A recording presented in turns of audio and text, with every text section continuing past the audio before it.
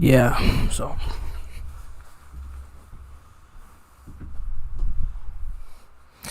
yeah, this is very comfortable.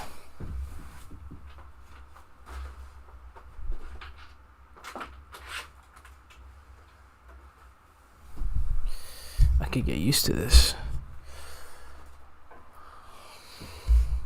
Yep.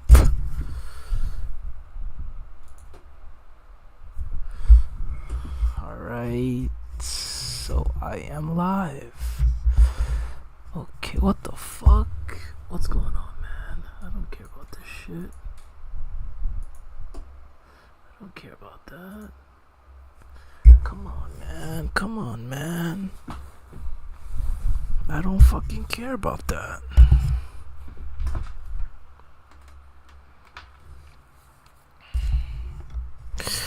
Alright, so let's see. Sorry I haven't been going live, guys. I've been so fucking tired lately.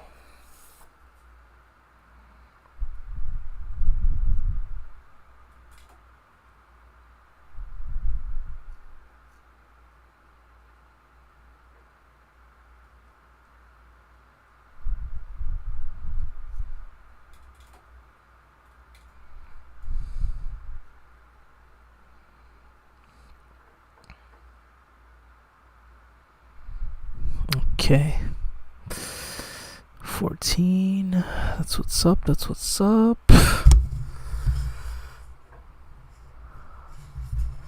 Oh, hello, Cindy.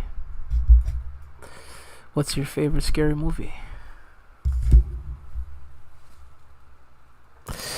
Okay, so yeah, this is kind of difficult though. I need to move to the front.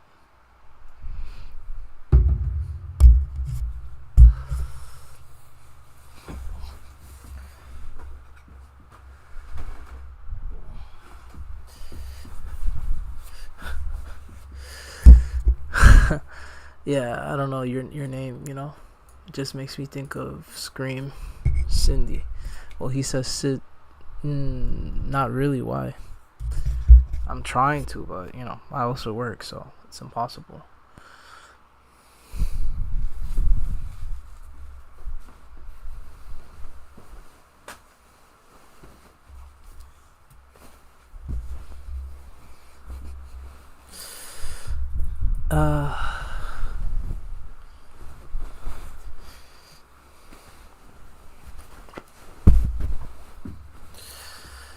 Yeah. Wow. 100 viewers on TikTok. Alright, yeah, to be honest, I appreciate it, but I'm not interested. I don't really care about all that stuff.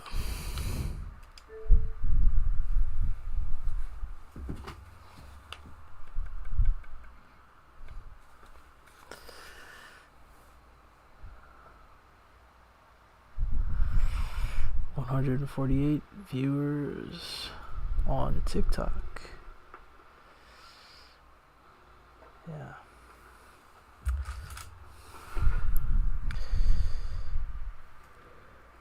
I'm not tired, but I'm street walk. At least. I am in Shanghai, China, and I'm at a marriage market. This is where Chinese parents and grandparents come to find wives and husbands for their children. Jim, can you help me find a suitable... Okay. Let's see. Damn, 208 viewers on TikTok. That's what's up.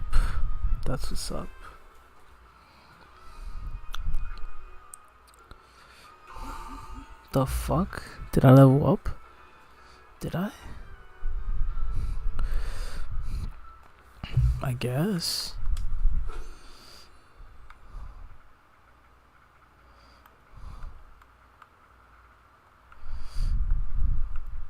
What is that? Legendary scripts. That's what's up.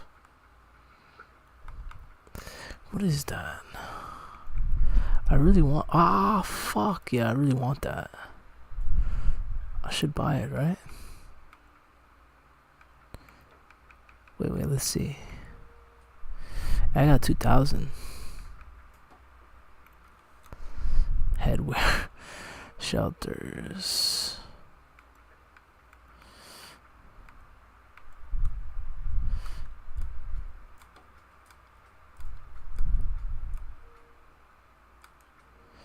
I mean, no, I don't care about featured. Pioneer. Let's see, what is this? Camel skin. Handmade rifle. I care about that shit. Shotgun wedding.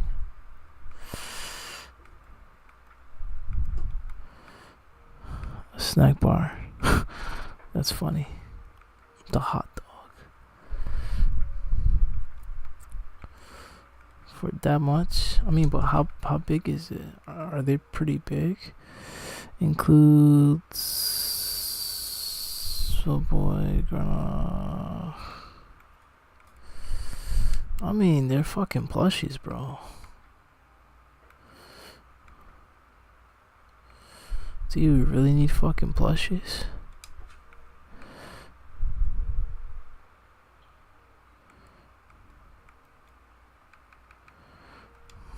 That's pretty cool.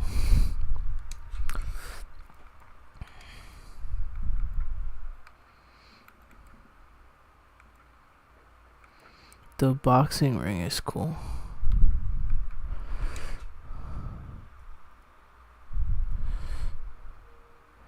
Excavator. Raider. I mean, but fuck, for 1,400? That's a lot though, bro.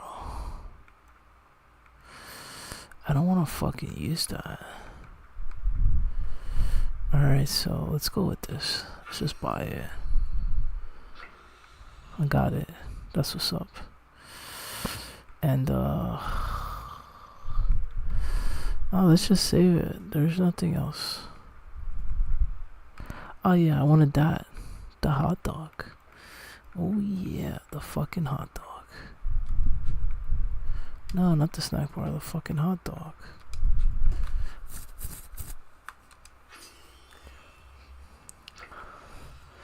That's cute. Okay, let's save everything else. Dashipo.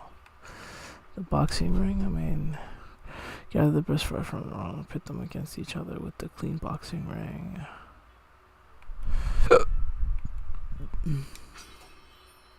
Yeah, might as well, right? That's pretty cool.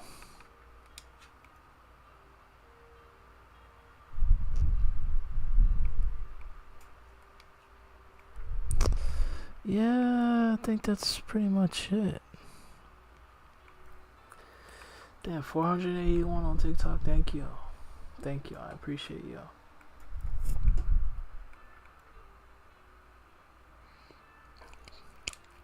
I think that's it. Let's get it.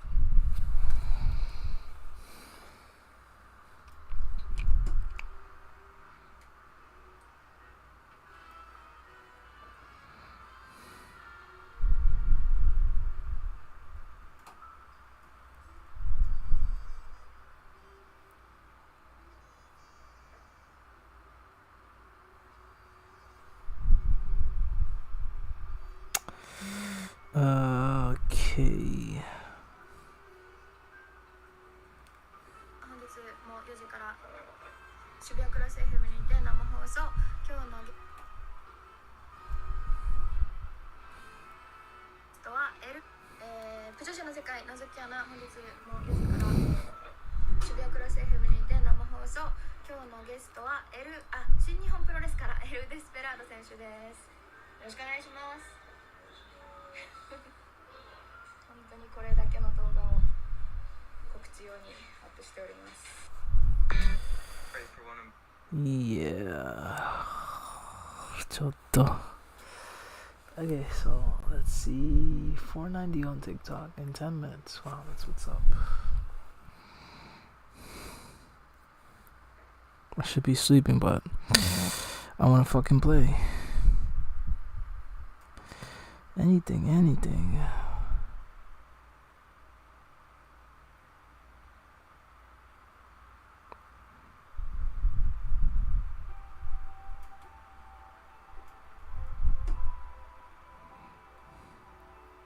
Ah, yeah, I mean,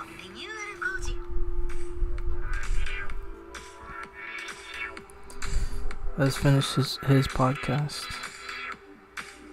You can draw from there. So I'm thinking about it. But yeah, there's a lot of things I want to do. I still want to do like a short.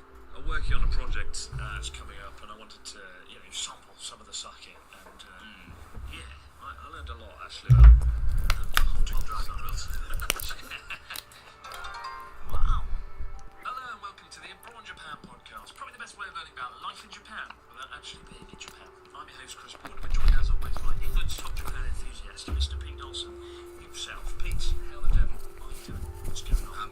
I'm good, Chris. I'm continuing my spiral into an energy drink addiction. I went to a dog show yesterday to see dogs doing their thing in the park. I quite like where I live. There's always some weird stuff going on. There's actually there's a bookshop on the high street that had your book front and centre, and the man who owned the bookshop had weirdly read your book. I was very impressed. Did you go?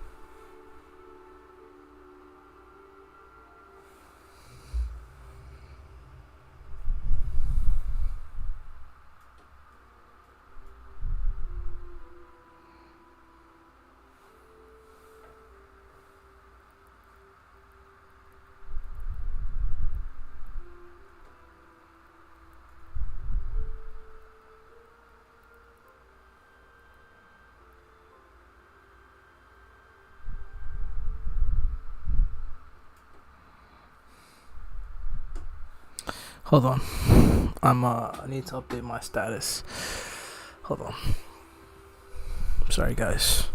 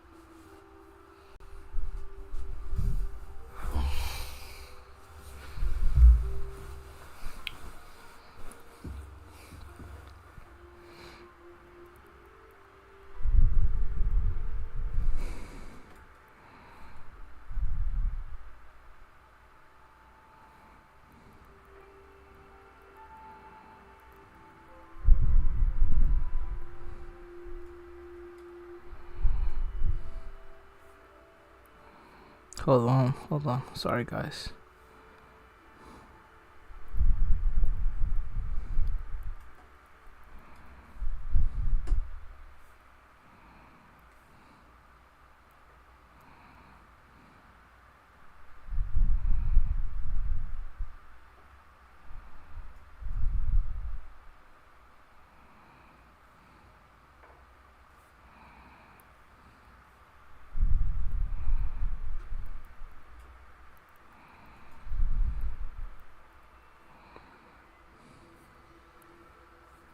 Fuck.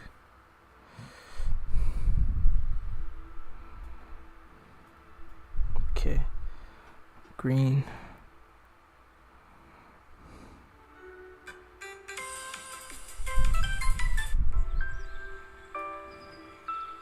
How far we come now.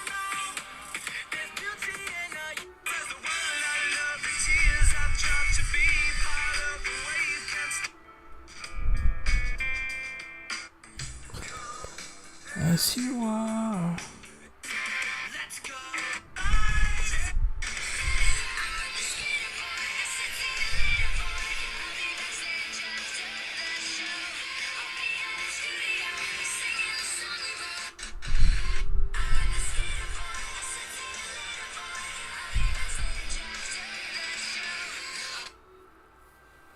Okay. Let's get it. Let's get it. Okay, so I want to get the fucking points. So, I mean, but I went outside. That was weird. Just realized that.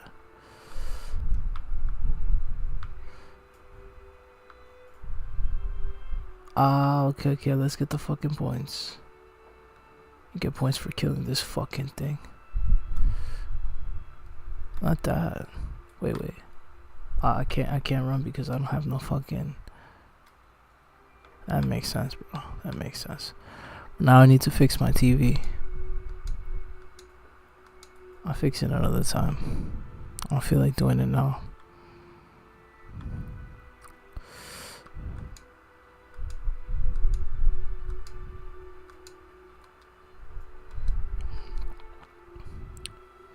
I don't feel like doing it now, but I feel like I should fucking do it now.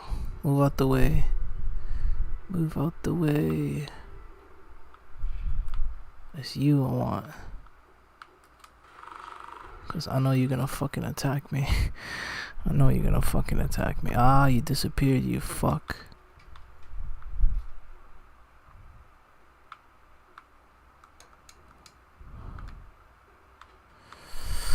I mean, yeah, but I feel like I should now, but I can't fix it now. I mean, hold on, let me see if I could fucking try to fix my TV. Hold on.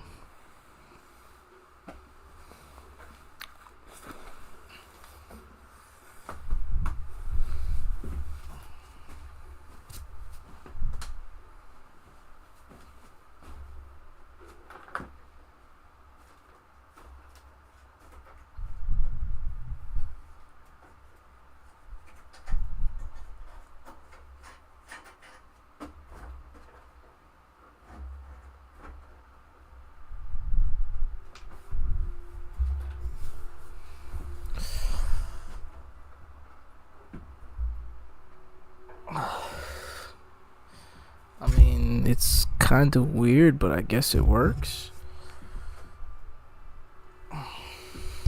Yeah, I guess.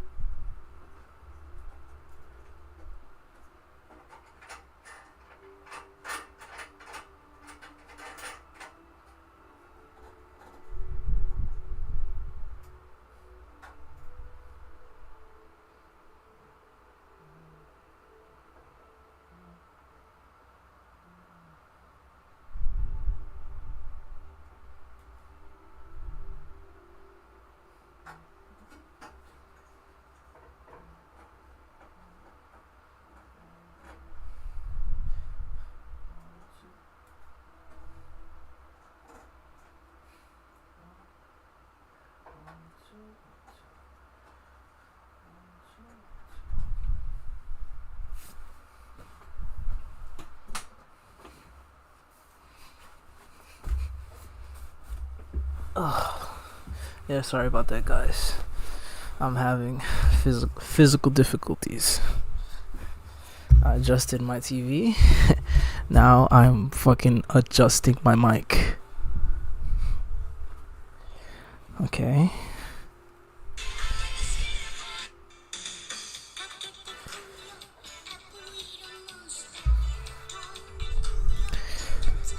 Alien.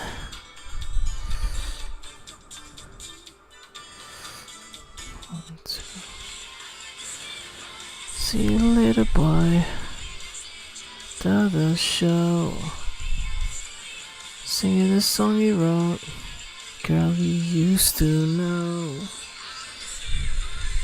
Later, boy. Now I feel like listening to that, honestly. I feel like listening to Skater Boy.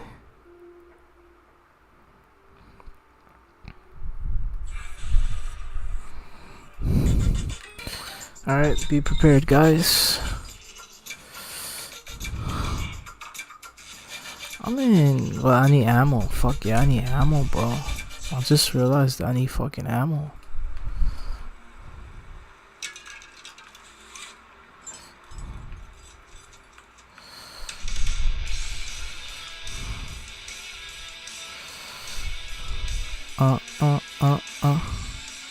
What is that?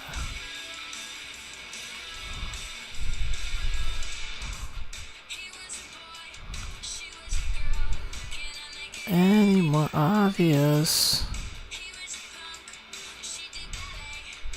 What more can I say?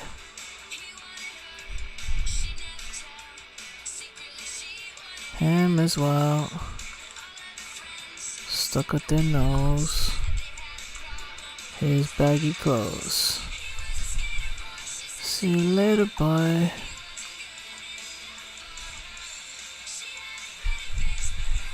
Up in space, come back down to Earth. One is right there.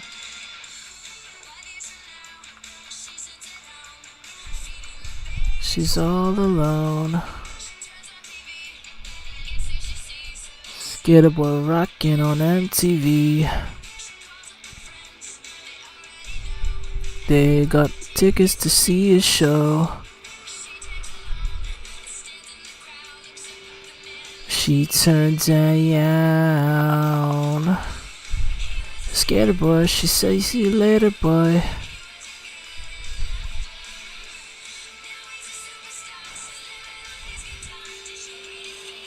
$512 viewers on TikTok. Thank you. Thank you, guys.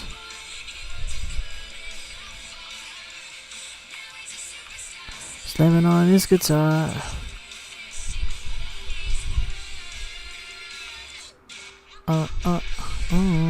Okay, let's go. It's gonna be crazy in here. Ooh, got you. Come on, come on, come on, come on. Wake the fuck up. Wake up. Oh shit. Oh, my aim is fucking off. Ah, reload, reload, fucker. Reload. Shit.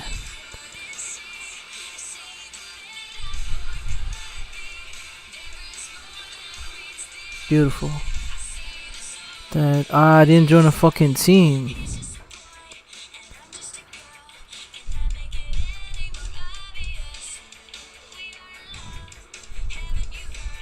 How we rock each other's worlds. Motherfucker, I'm about to die.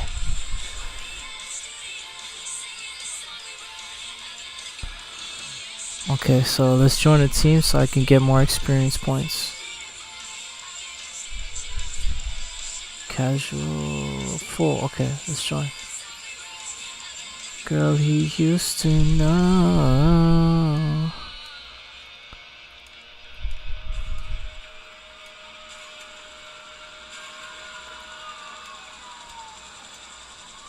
Okay.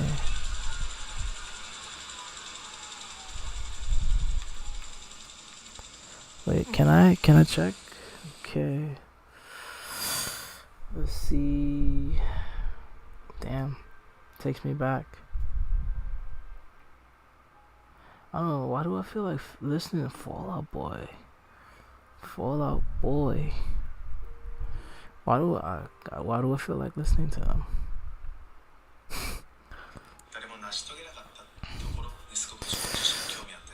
Ah, you fucker. I didn't realize that. That's life. So I can keep everything? That's weird. So 2... Yeah, most likely, yeah. I can keep everything. That's weird, but yeah. We need to do this one more time because I'm fucking weak.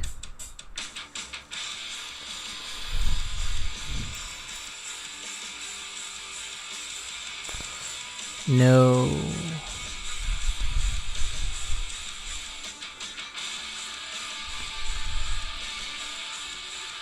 Oh.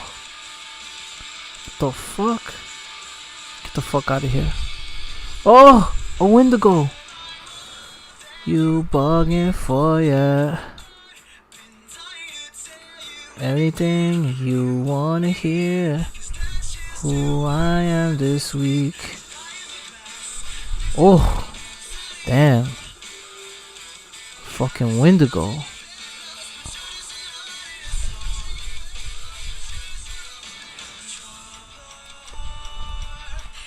Make a name.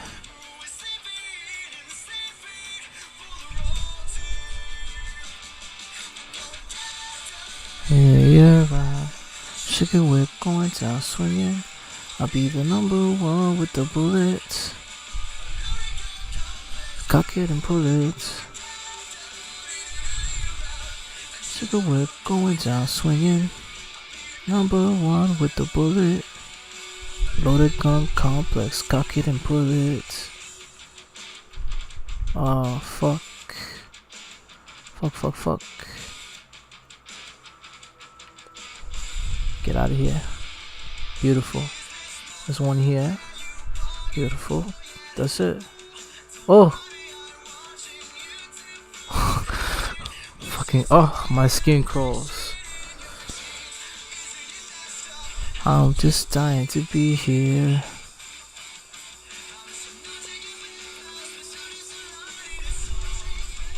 Oh! Where the fuck did they all come from? There's another one behind me. No, it's the after effects.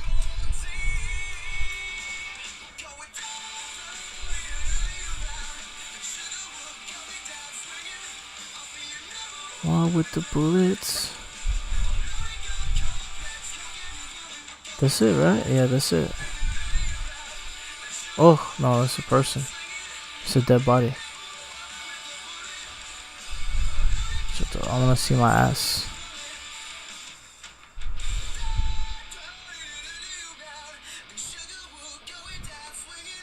I'll be number one with the bullets. Loaded gun complex, cock it and pull it. Around, sugar whip going down swinging. I'll be number one with the bullets. Loaded gun complex, cock it and pull it. Yeah. Oh, fuck your mother. Stay the fuck down. Oh, you fucking creepy. Oh shit. What the fuck?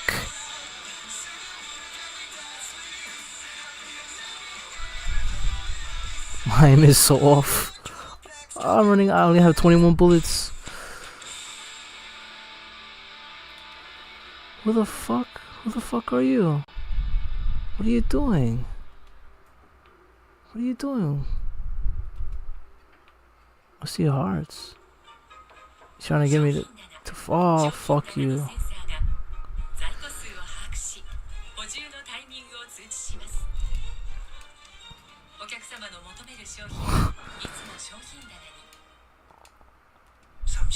Radix. Ooh, damn, that was fun. Okay, nah, I don't feel like listening to dance. Ah, fuck you. I don't feel like listening to dance. Thanks for the memories. No, I feel like this ain't a scene. No. I've heard that shit so many times. Where is it? Come on, what's the name of the song? It's the vampire shit.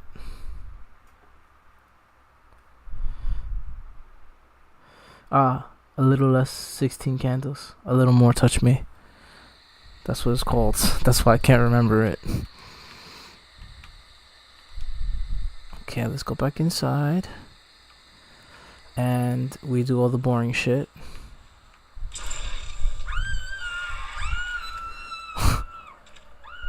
Why he keeps waving his fucking hand at me? I don't want to go.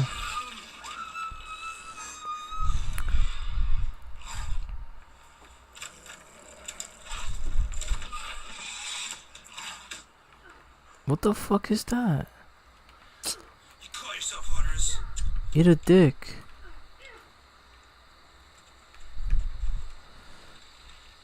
Right away. You be the bait. Alright, let's. Case Okay. number 183A. We first see the unraveling. I've watched him change. I've been able to keep him in peace with the blend I've created, but even that seems to be failing. He spends every waking hour plotting revenge against those who turned him. Those who walk in the shadowed places forgotten by the sun. He hates all of them. But Oh. they live in fear of him.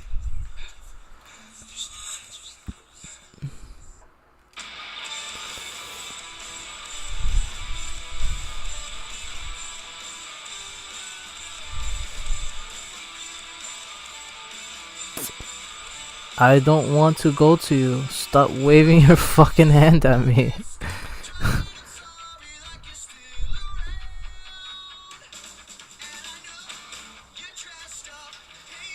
You never lived this down. I wanna dance with too many chances. She said, why don't you just drop dead for being you? But you can't blame me. What you waiting for? Kiss her, kiss her. 'Cause I know I'm always late.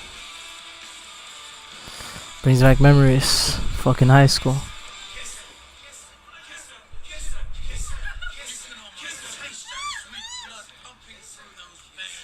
No, that's it. Yeah. Ah, give me that. What the fuck? Too bad you can't see what I'm watching.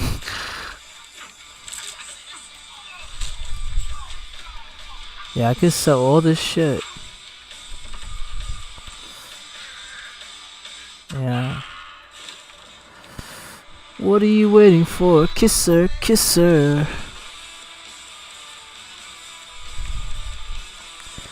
But you can't blame me.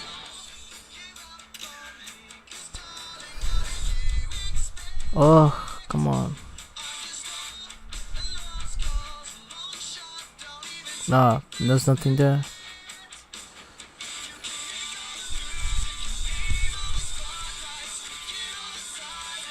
That's it, right? She said, why don't you just drop dead? Oh, go fuck yourself. Oh, stay over there. No. Fuck, move, bitch. Oh. Oh, no, no, I ran out of ammo. Switch before I die. Fuck. Call of Duty style. Why do we keep getting hit? Oh, that was weird.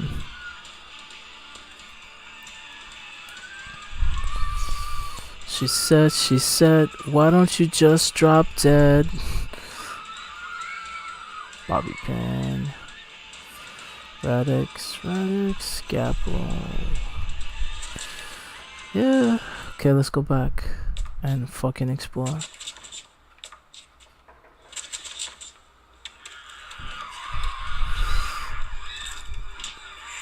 This shit came out in the 2000s and it fucking, you know, still slaps. For being you, but you can't blame me for anything. Kiss her, I know.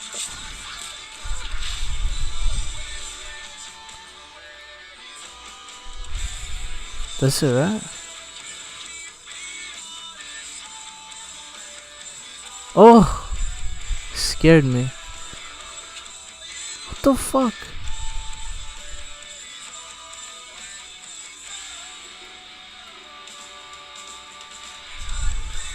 I hear it, but I don't see it. Anytime. Kiss her. No, I'm always. I could sell all this shit. Yeah, that's like what? $5 for each one.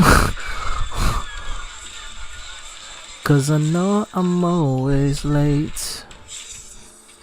Hold on. I don't want to see the rest of this. I don't want to hear the rest of this. Oh. Because I feel like being fucking emo today, so. I don't know why. I don't know what's come over me. When I was a young boy, my father took me into the city to see a marching band. Someday,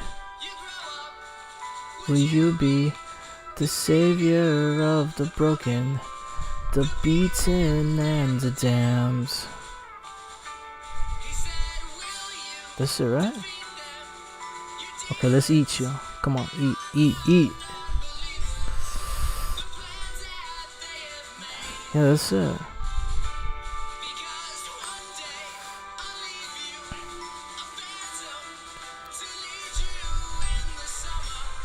To join the black parade.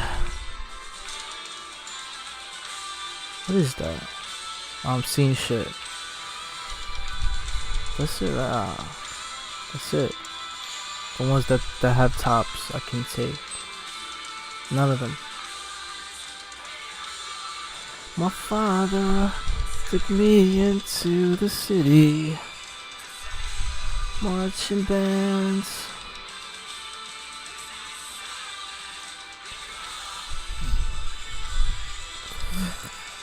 Of the beaten and the damned.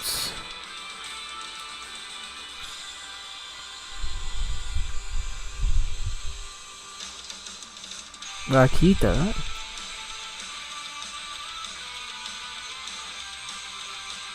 Any more? Oh, that's it. Okay, let's go downstairs. Watching over me. I could, yeah.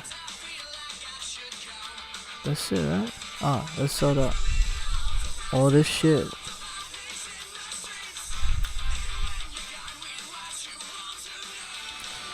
Carry on, oh, carry on. Your memory will carry on, carry on. That's it, right? Yeah, that's it. That's it.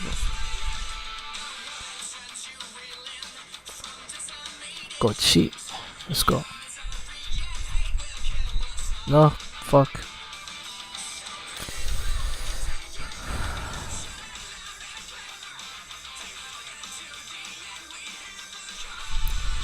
Carry on, carry on. Oh, give me that.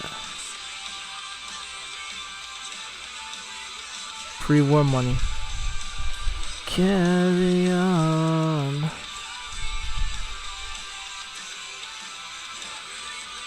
Carry on.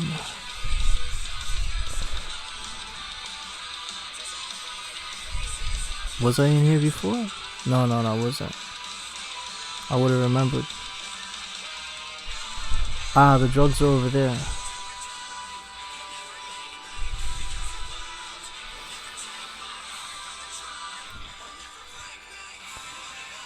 The drugs. Oh, that's it. Stop doing that. Ah, here, yeah. Nothing. Someone took them then, I guess. What is that? Oh, that's a doorknob.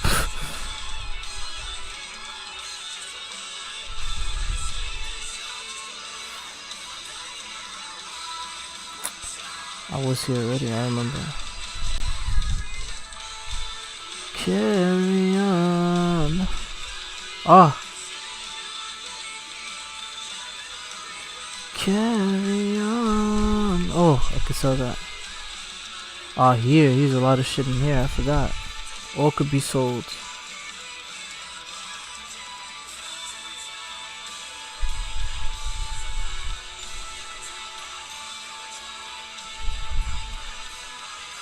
Carry on.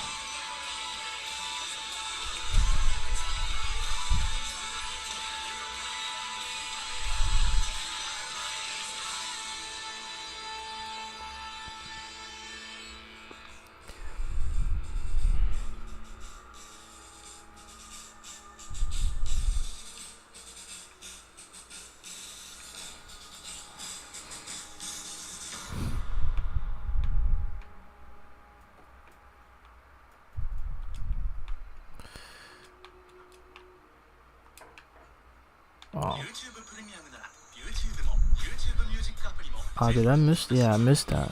I could sell that. Definitely could sell that. That's it, right? Let's double check and then we go. Oh, this whole way? Yeah, of course. Wait. Well, I mean, to be honest, what a beautiful wedding. I don't mind. It's been a long time.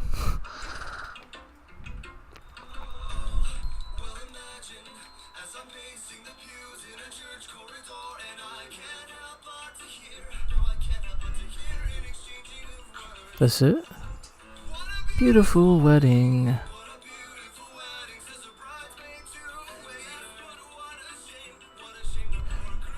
Is a whore. I shine in with. Haven't you people ever heard of closing the goddamn door? No. Kind of things. I'd rather be. Haven't you people ever heard of closing the goddamn door? No. That's it. Ah.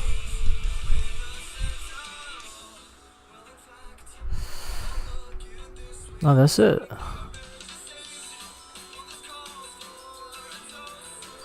Pour the champagne.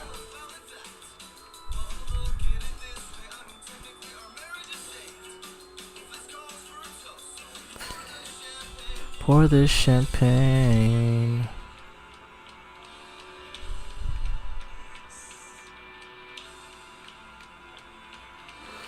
That's it, right? Yeah, I think that, yeah, that's it. I didn't go here. No, I haven't been here before.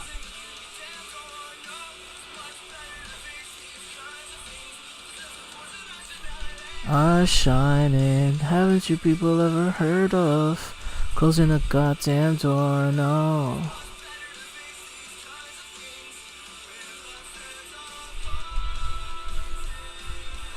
Rationality. Nothing.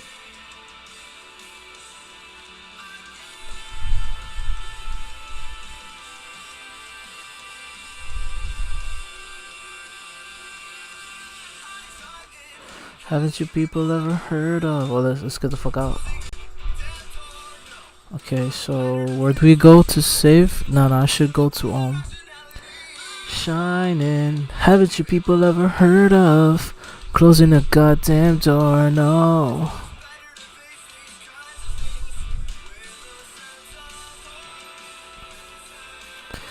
Nationality.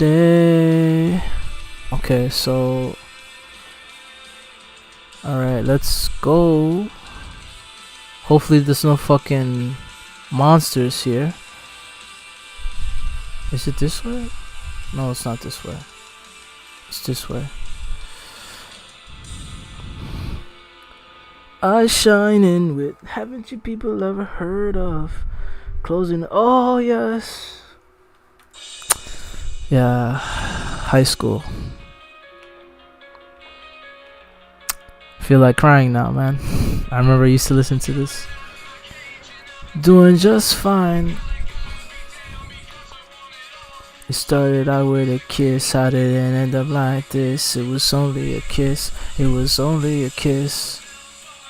Fuck, I got too much shit on me.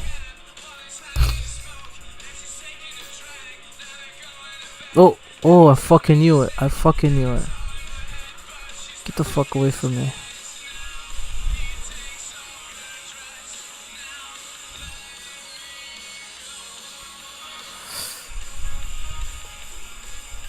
What? There's another one? Oh, daijoubu. They're not gonna attack me, good.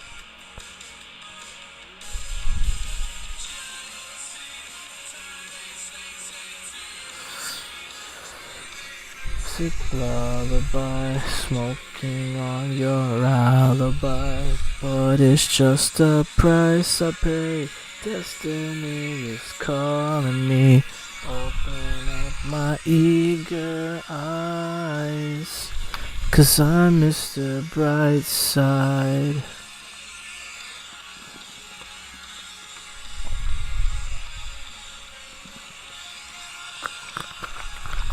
아, 졌다. coffee.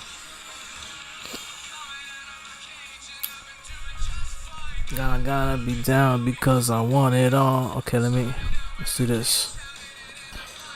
It was only a kiss. It was only a kiss.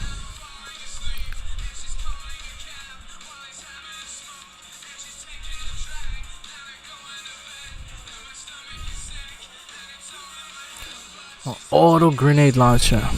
Wow. I kind of want it, but let's come back to it. Let's come back to it.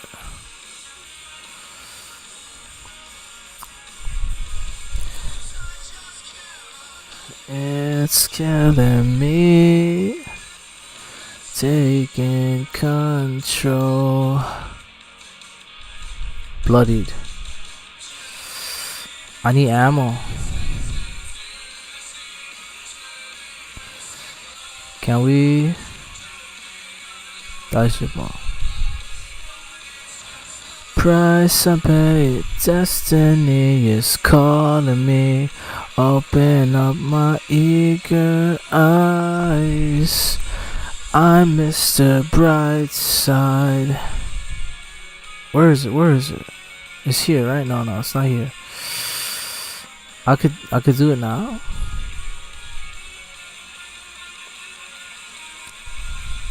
No, I already have the best one.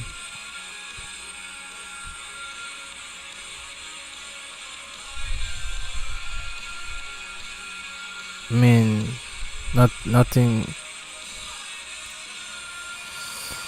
Yeah, that's the best one.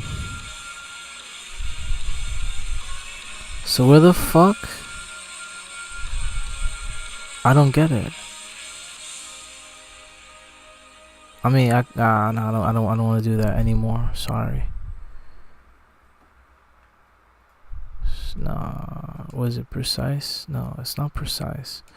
Standard, no, another. Yeah, it was refix. It was that. No muzzle. Muzzle break.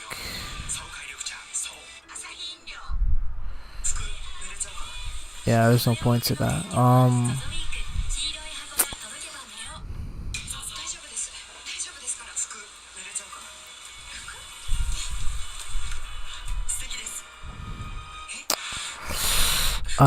Fuck yeah, long barrel.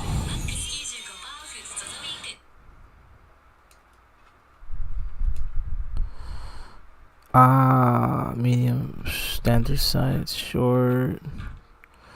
Long recon, long medium scope, recon, short, standard. Yeah, because there's no fucking point.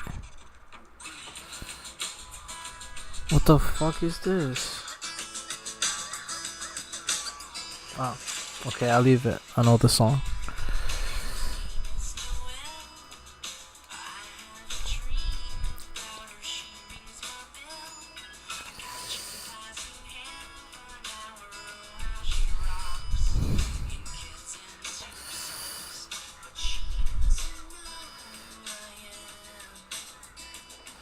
Bloodied. Medics, Enclave, Dirtbag Baby. I never liked this song until TikTok. Trench. He sold all that shit.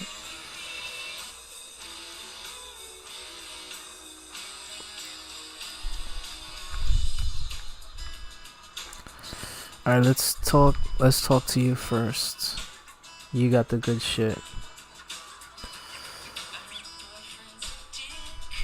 Damn. Auto grenade launcher. Just fucking buy it.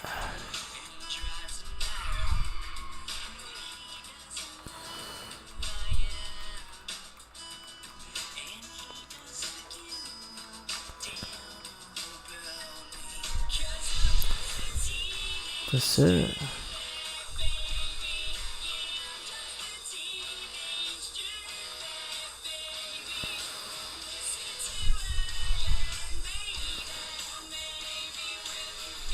Radium rifle.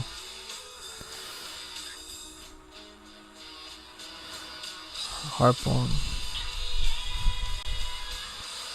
Rosada.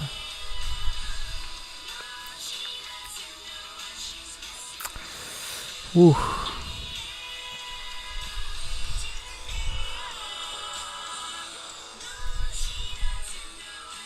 Light machine gun. What the fuck is that? Ah, that's a 50. No, they don't got nothing. Nope. Nothing.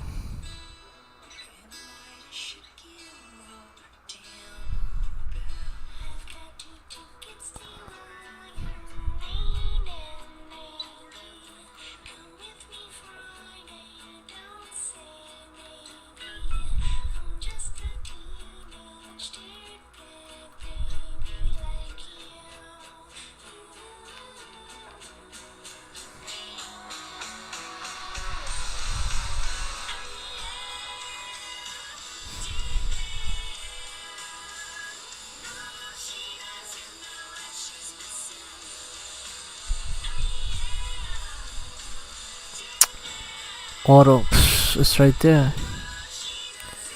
Grenade launcher. I mean, but damn, that's 335. It's fucking cheap.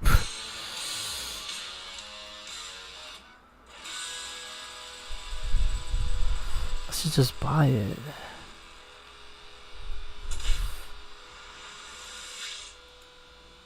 Exactly.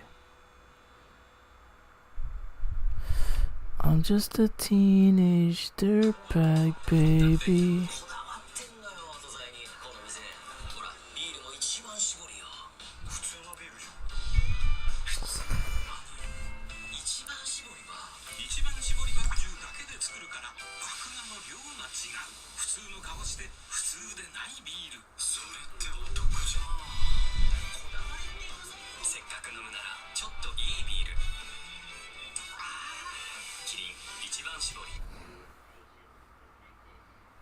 I don't feel like listening to that.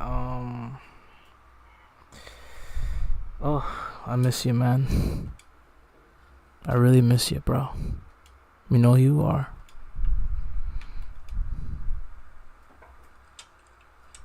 Used to always sing this song.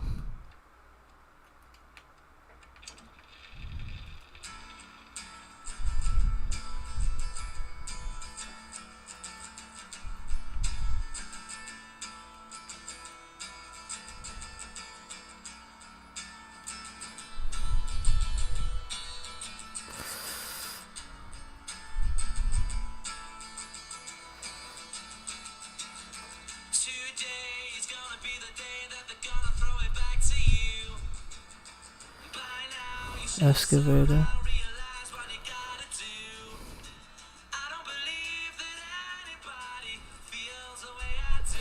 About you now.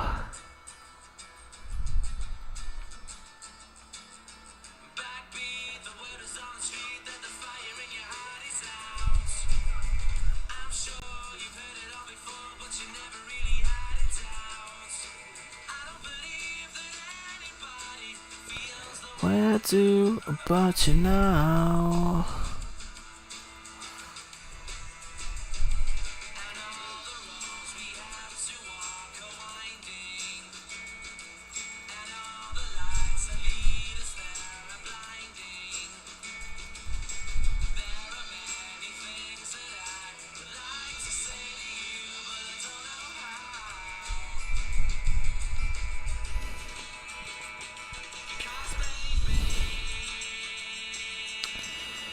You're gonna be the one that saves me.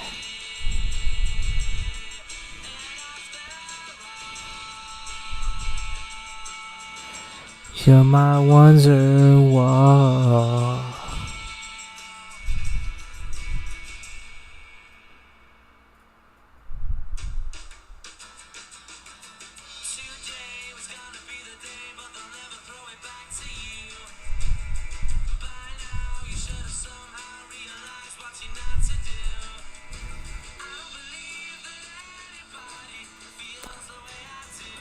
about you now?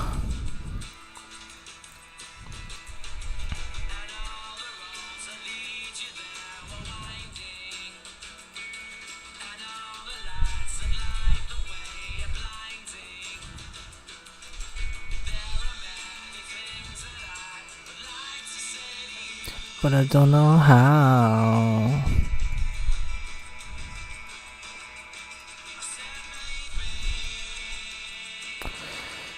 You're gonna be the one that saves me.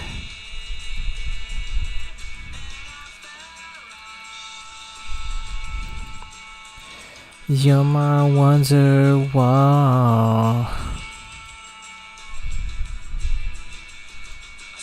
Maybe. You gotta be the one. Ah, you fucker.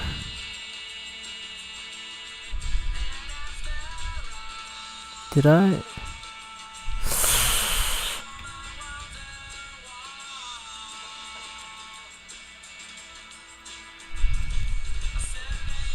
I don't remember.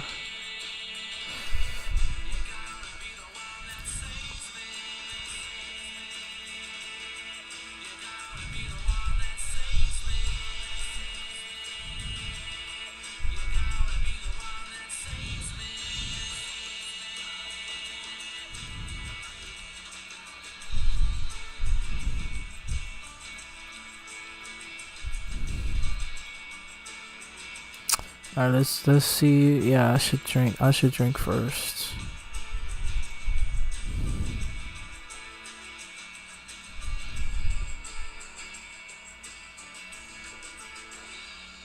Then let's do this. So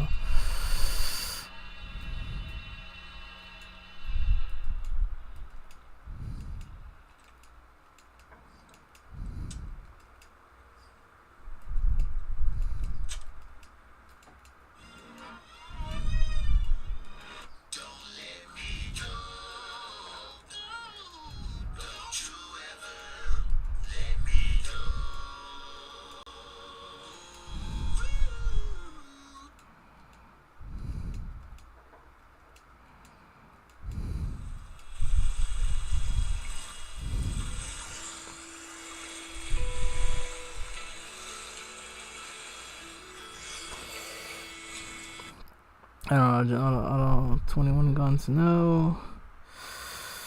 No, I don't want to hear that. I've heard that so many times.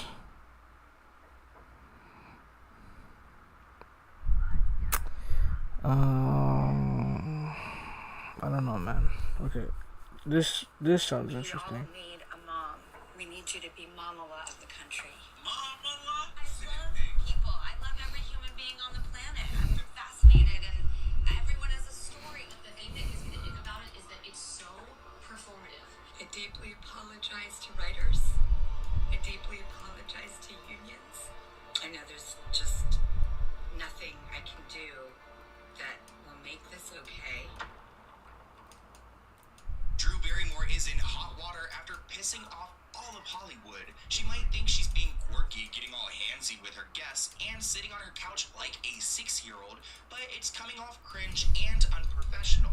And now Drew is struggling to save her reputation. So let's get into it. Exactly. Okay. Now, I'm a big fan of Drew Barrymore, but I must admit her television show makes me incredibly uncomfortable. She has a talk show that she brings guests on, and she's constantly rubbing up on them, sitting on the couch with her shoes there, and just completely unprofessional. Now, Drew might think that this makes her seem more likable, more personal, but really, it just makes everyone watching at home feel a little bit weird. But before we get into some of her bizarre moments, I want to talk to you about who Drew is. Now, Drew Barrymore has spent her entire life in the spotlight. Born to Hollywood royalty, she filmed her first commercial at 11 months old. Now, this is usually when babies start to learn their first words, and she was already put to work.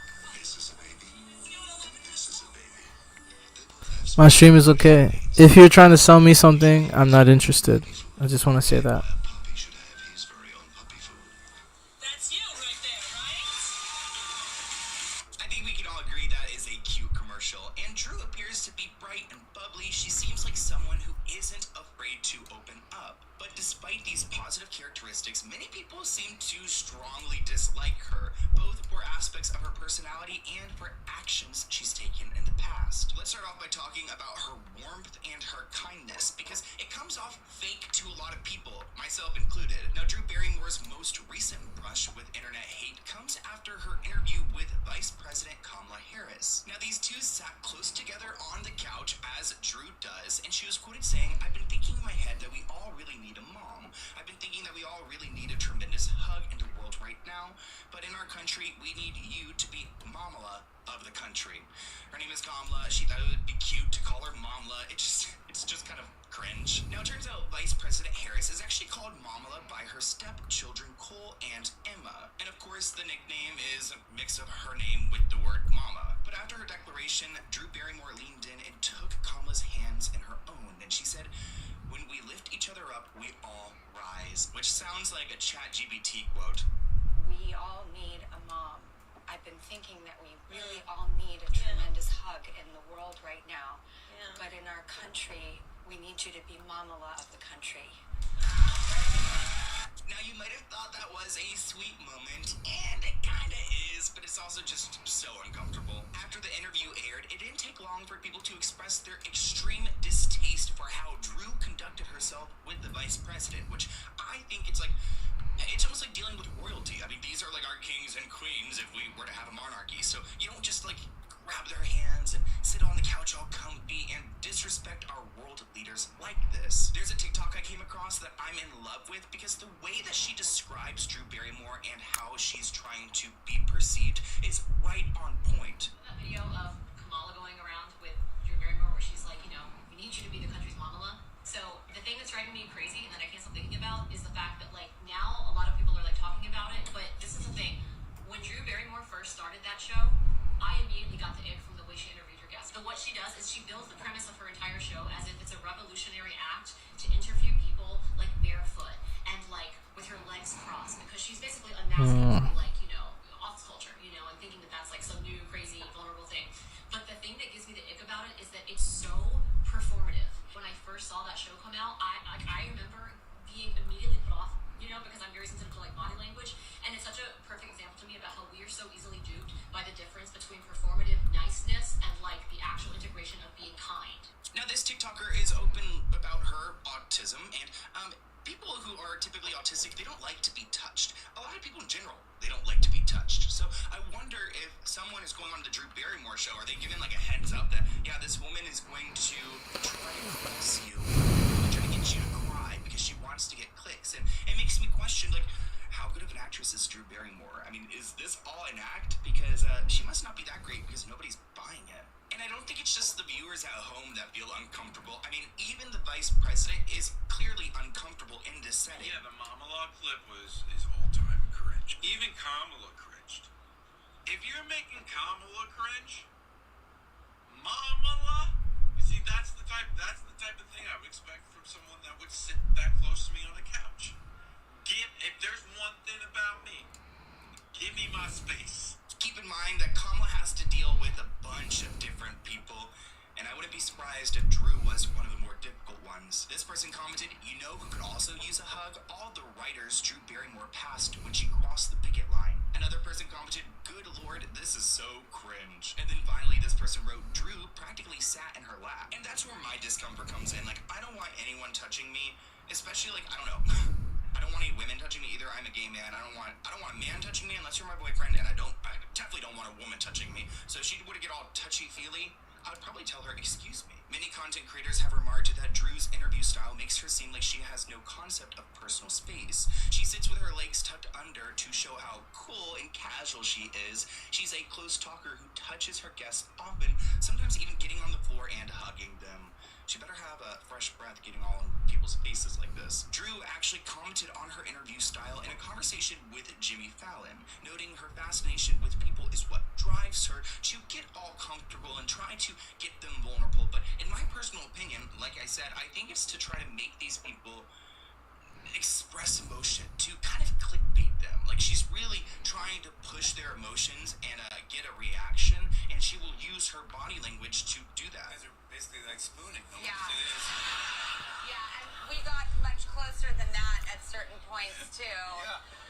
I'm on my knees, I'm hugging. Yeah, here's Chloe Bailey right here. Look at this one. Yep, that's... Yeah, you're doing...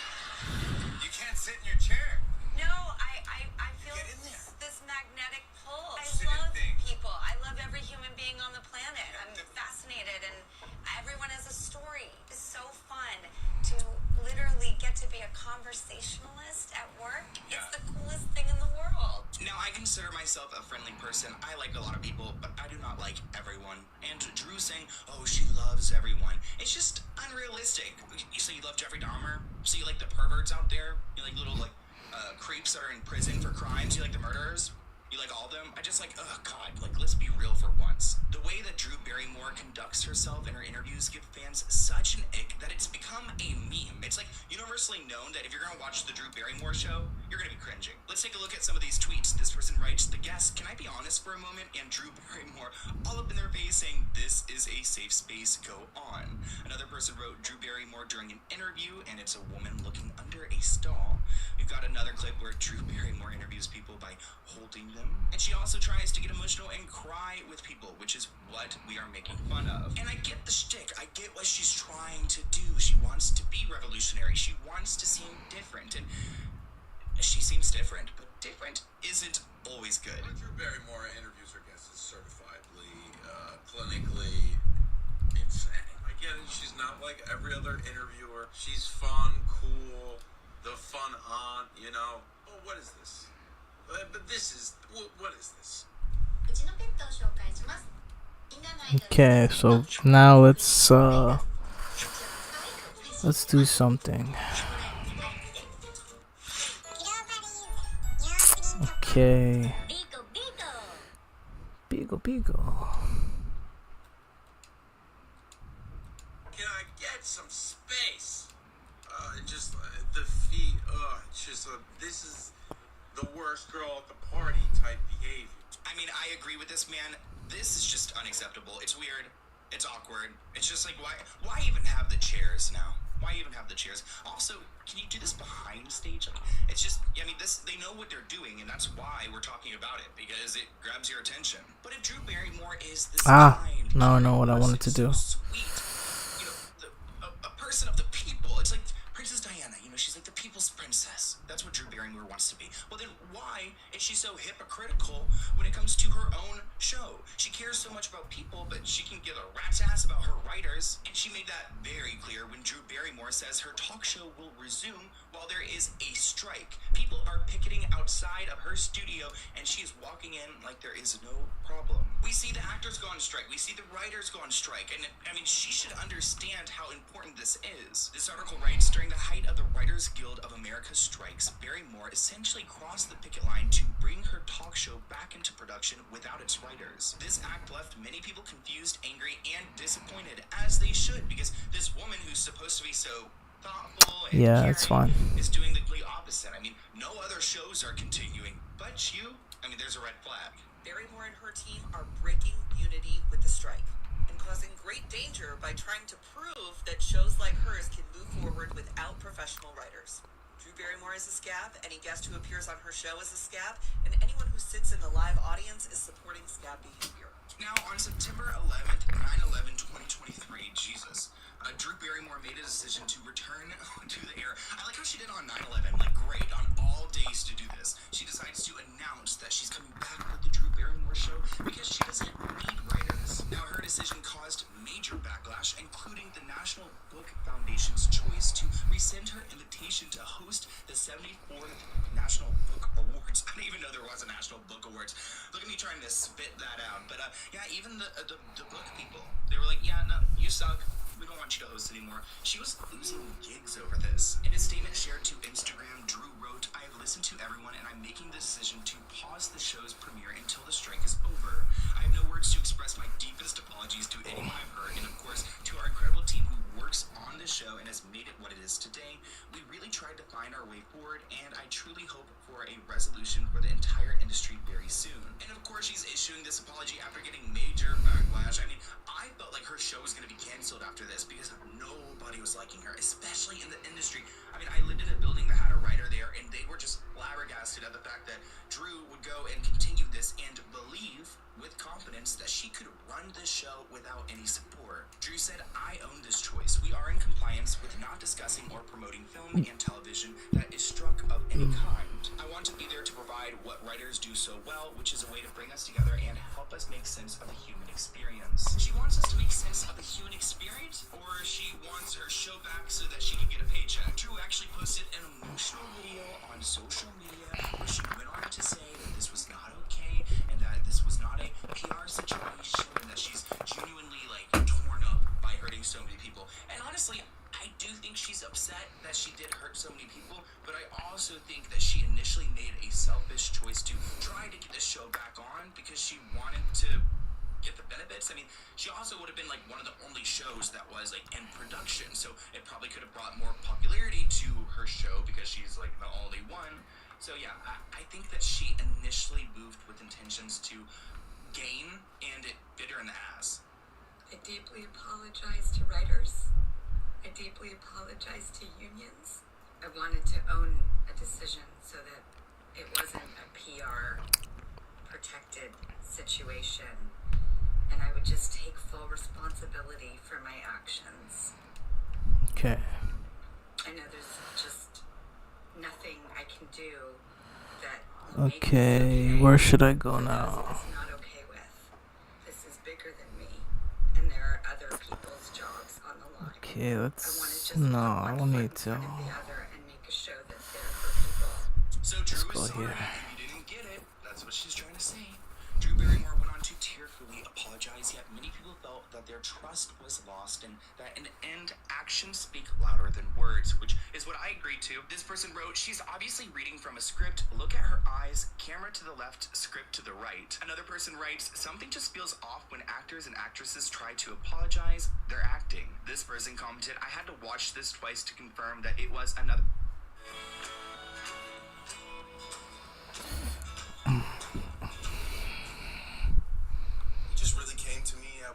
Came to all of us and was like, look, I don't want to sign under another artist because I feel like I could be just as big or bigger. I am genuinely shocked how people don't know that The Weeknd and Drake have been beefing since 2016. The Furious artist been shot in Encino, and we now know the home has ties to the artist The Weeknd.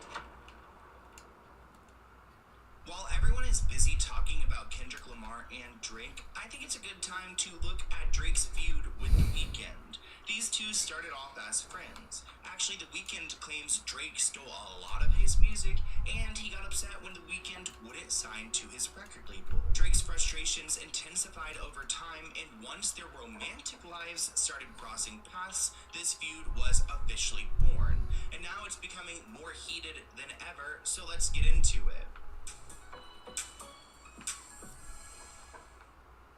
Everybody's been coming for Drake recently, and I thought it'd be a good time to talk a little bit about his complicated friendship turned feud with The Weeknd. To give you guys some background, The Weeknd and Drake are two of the most successful and influential artists in the music industry today, and they're both from Toronto, Canada. We've also heard them collaborate on a bunch of different songs, like the tracks Crew Love, The Zone, and Live For. However, their relationship has not always been smooth, and there have been rumors of a feud between them for years. Now, I really liked their songs together. I like their vibes together. I enjoy The Weeknd. He's one of my favorite artists, and they performed together. They had their projects. They had a friendship, but then it got bitter very quickly.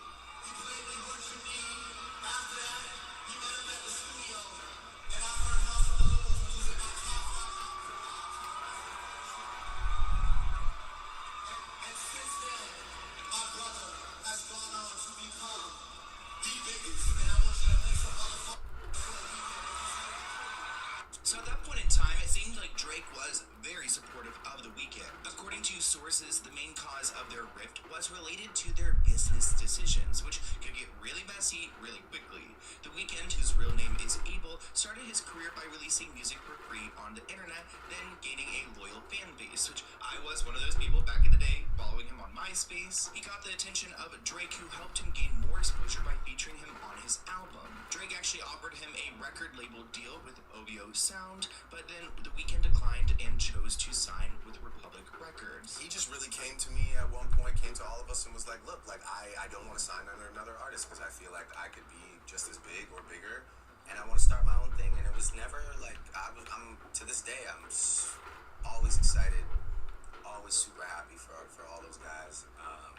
And I never like had any resentment towards it. Oh, you didn't stay on OVO. That was never really like, I'm not gonna say there weren't people that didn't feel a way about it, but that was never my thing. I never expected Abel to stay under OVO as soon as I heard him once express that he wanted to do his own thing. So it's like, my biggest regret would maybe be that we probably wasted 7 years not communicating with each other when we had something beautiful going on. So the cause of their rift wasn't, The Weeknd moving on and signing up with another record label. He signed in 2012, and he had a joint venture of his own called the EXO Imprint. 2 months later, he released a compilation album called Trilogy, and Drake was clearly not happy when this news got out. Actually, in fact, he tweeted, "You won't get away with just a thank you. You owe me a favor." And it didn't take long for fans to figure out who this was directed to. The Weeknd explained his decision in an interview with Complex in 2013. He said, "The thing about Drake is that I told him what my decisions were going to be,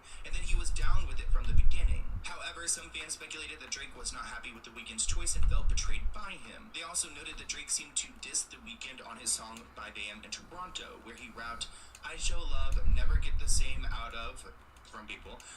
"Guess it's funny how money can make change out of someone. For real, some nobody start feeling himself. A couple somebody start killing themselves. A couple albums drop, those still on the shelf. I bet them shits wouldn't have popped if I wasn't willing to help." Now, I apologize for my terrible rap reading. I'm just not a rapper. It's not in my forte, not in this lifetime. But my rough translation is that essentially Drake is saying, now that he got a record deal, now that he's putting some albums out, he's not recognizing where he came from because I'm the one that gave him exposure that led to his record deal. Now, in the summer of 2013, The Weeknd had a lot to say about Drake in his interview. The Weeknd actually revealed that Drake had taken some of The Weeknd's songs that he would have released on his own to include in his album Take Care. Crew Love, Shot For Me, and The Ride were all supposed to be The Weeknd songs, but then Drake liked them and took them. The Weeknd went on to explain, quote, "I was hungry. I was like, dude, take anything. I gave up almost half my album. It's hard. I'll always be thankful. If it wasn't for the light that he shined on me, who knows where I'd be, and everything happens for a reason." So maybe he's a little bit bitter now for giving up his music so easily, but he's also recognizing that Drake did give him that little bit of clout. And The Weeknd basically was convinced to give Drake a lot of his songs for his next album. So he was going to use some of that music for one of the mixtapes, and Drake convinced him to give him that music. Obviously, because he was Drake and he was rapping with Wayne at the time, he had enough leverage to, prey on The Weeknd. So The Weeknd gave him the songs for Take Care. A lot of people don't know that The Weeknd wrote 6 songs and gave 6 of his songs to Drake for Take Care, and he used I think 5 of them. He also helped produce Take Care. Now, the feud between Drake and The Weeknd go beyond just music. It bleeds into their personal and dating lives. Actually, in 2017, during The Weeknd's breakup with the model Bella Hadid, Drake was reportedly seen flirting with her at a party in New York. Page Six claimed they ended up hooking up, which would have undoubtedly upset The Weeknd. He actually seemed to address this situation in his song Lost in the Fire, where he sang, "And I just want a baby with the right one, cause I could never be the one to hide one." Some fans interpreted this as a subtle jab at Drake, who had a secret son with his former adult film star girlfriend, Sophie. So I think we can all detect a little bit of tension here, which brings us to present day. I am genuinely shocked how people don't know that The Weeknd and Drake have been beefing since 2016, and that The Weeknd takes shots at Drake all the time in his music. Where have y'all been? Do y'all live in Bikini Bottom? Now, rapper Future and producer Metro Boomin Woman dropped their second album, and there was a song on there titled All to Myself featuring The Weeknd, which it seems like The Weeknd is bringing up his issues with Drake. Instead of making his potential snubs at Drake sound venomous, The Weeknd does what he does best, and he sings the disses like an angel.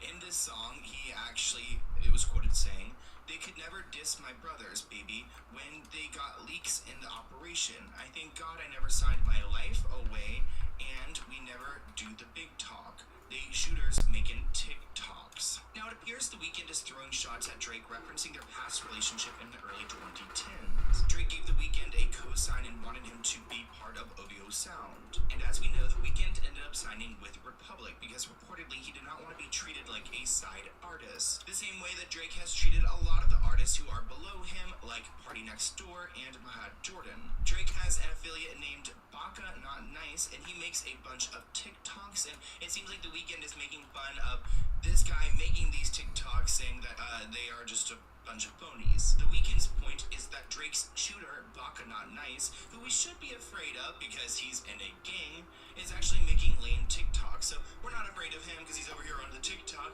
Yeah, he's supposed to be big and scary and one of Drake's homies. Baka Not Nice was Drake's longtime friend and former bodyguard. He's always had Drake's back. When the Houston rapper Sauce Walka took aim at Drake, Baka was quick to step in, firing off some retaliatory shots in a since deleted Instagram post. Baka has had some problematic past.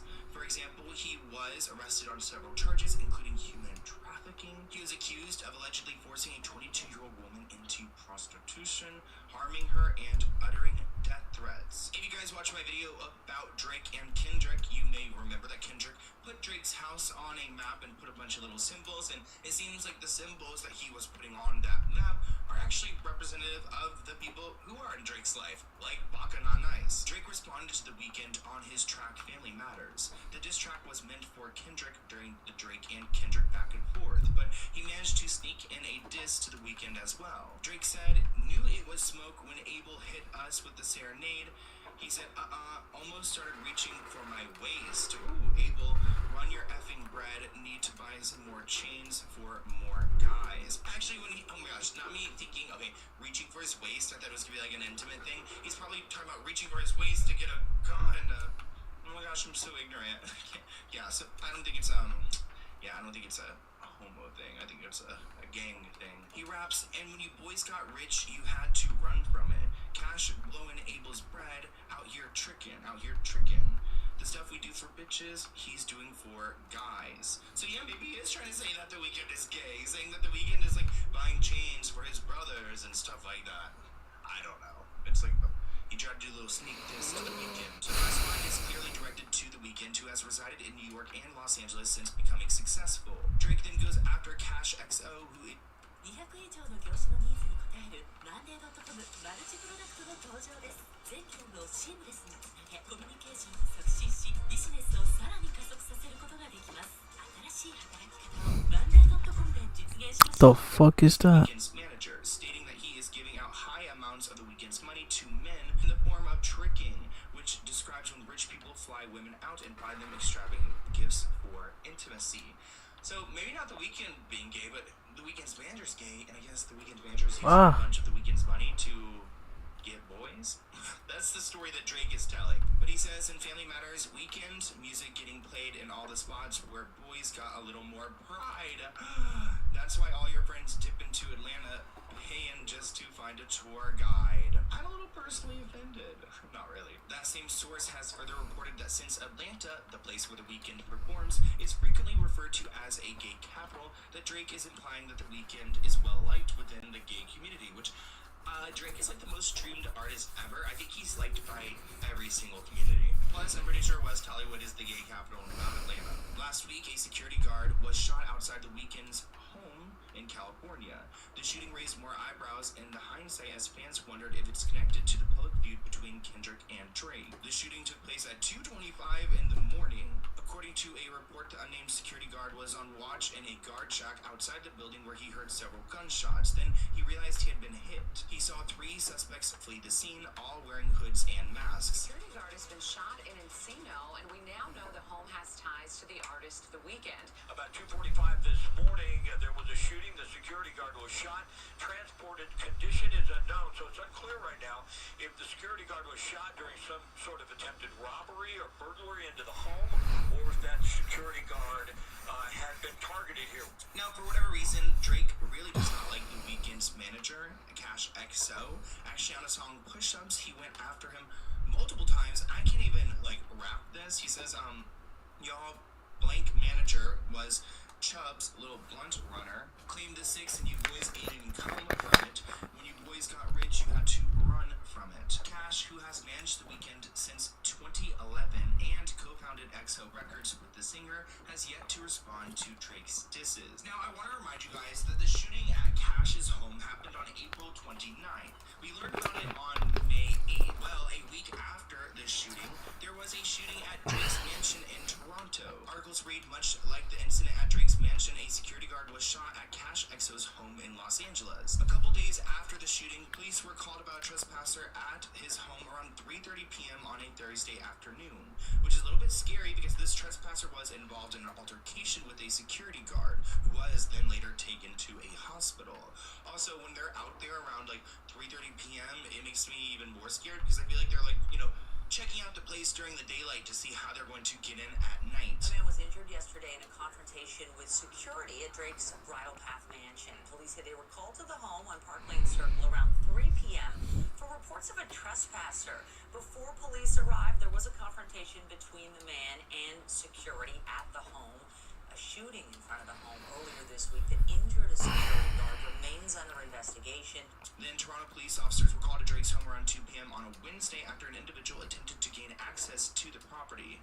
Another arrest has been made at Drake's Bridle Path mansion in Toronto. Footage sent to CTV News shows 3 security guards standing over a man on the property on Park Lane Circle.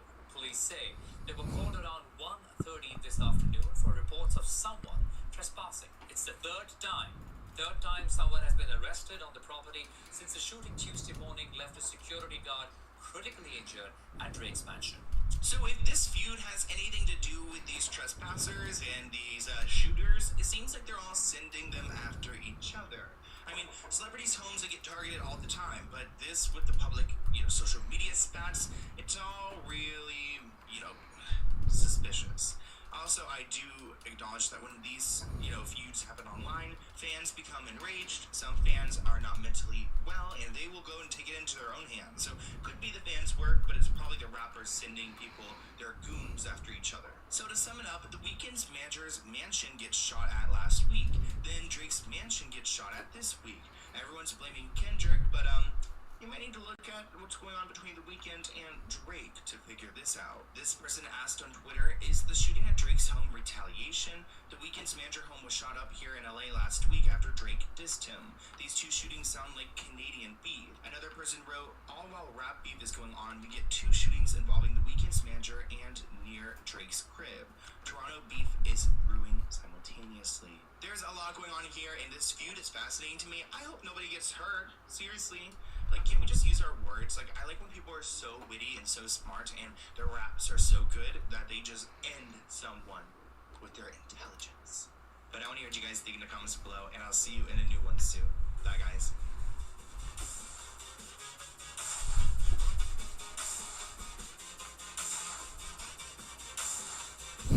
Damn. So, wait, is it okay? Fix it. Yeah, it's fine. It's fine for now.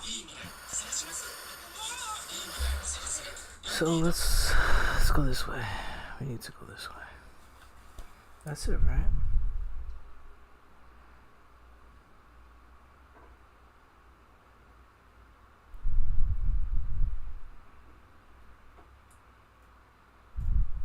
I don't see nothing else. Nothing else interesting. So, yeah, nothing else interesting. Okay. No new videos. No new videos.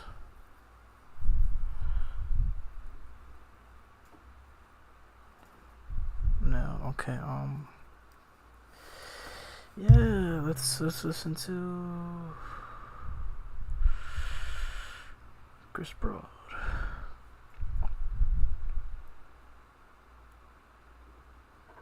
Did you go, my friend wrote that book when you went in? No, something? no, my partner did that. I very much. Oh yeah, I was on a. I think I sent you this picture, which really made me laugh. It made me laugh, but it annoyed me as well. I was on a Toyota Century WhatsApp group. Somebody on. So basically, if you import a car that nobody's got, it's really hard to figure out what the hell is wrong with it. You know, how to get new gas struts for your bonnet and all that good stuff.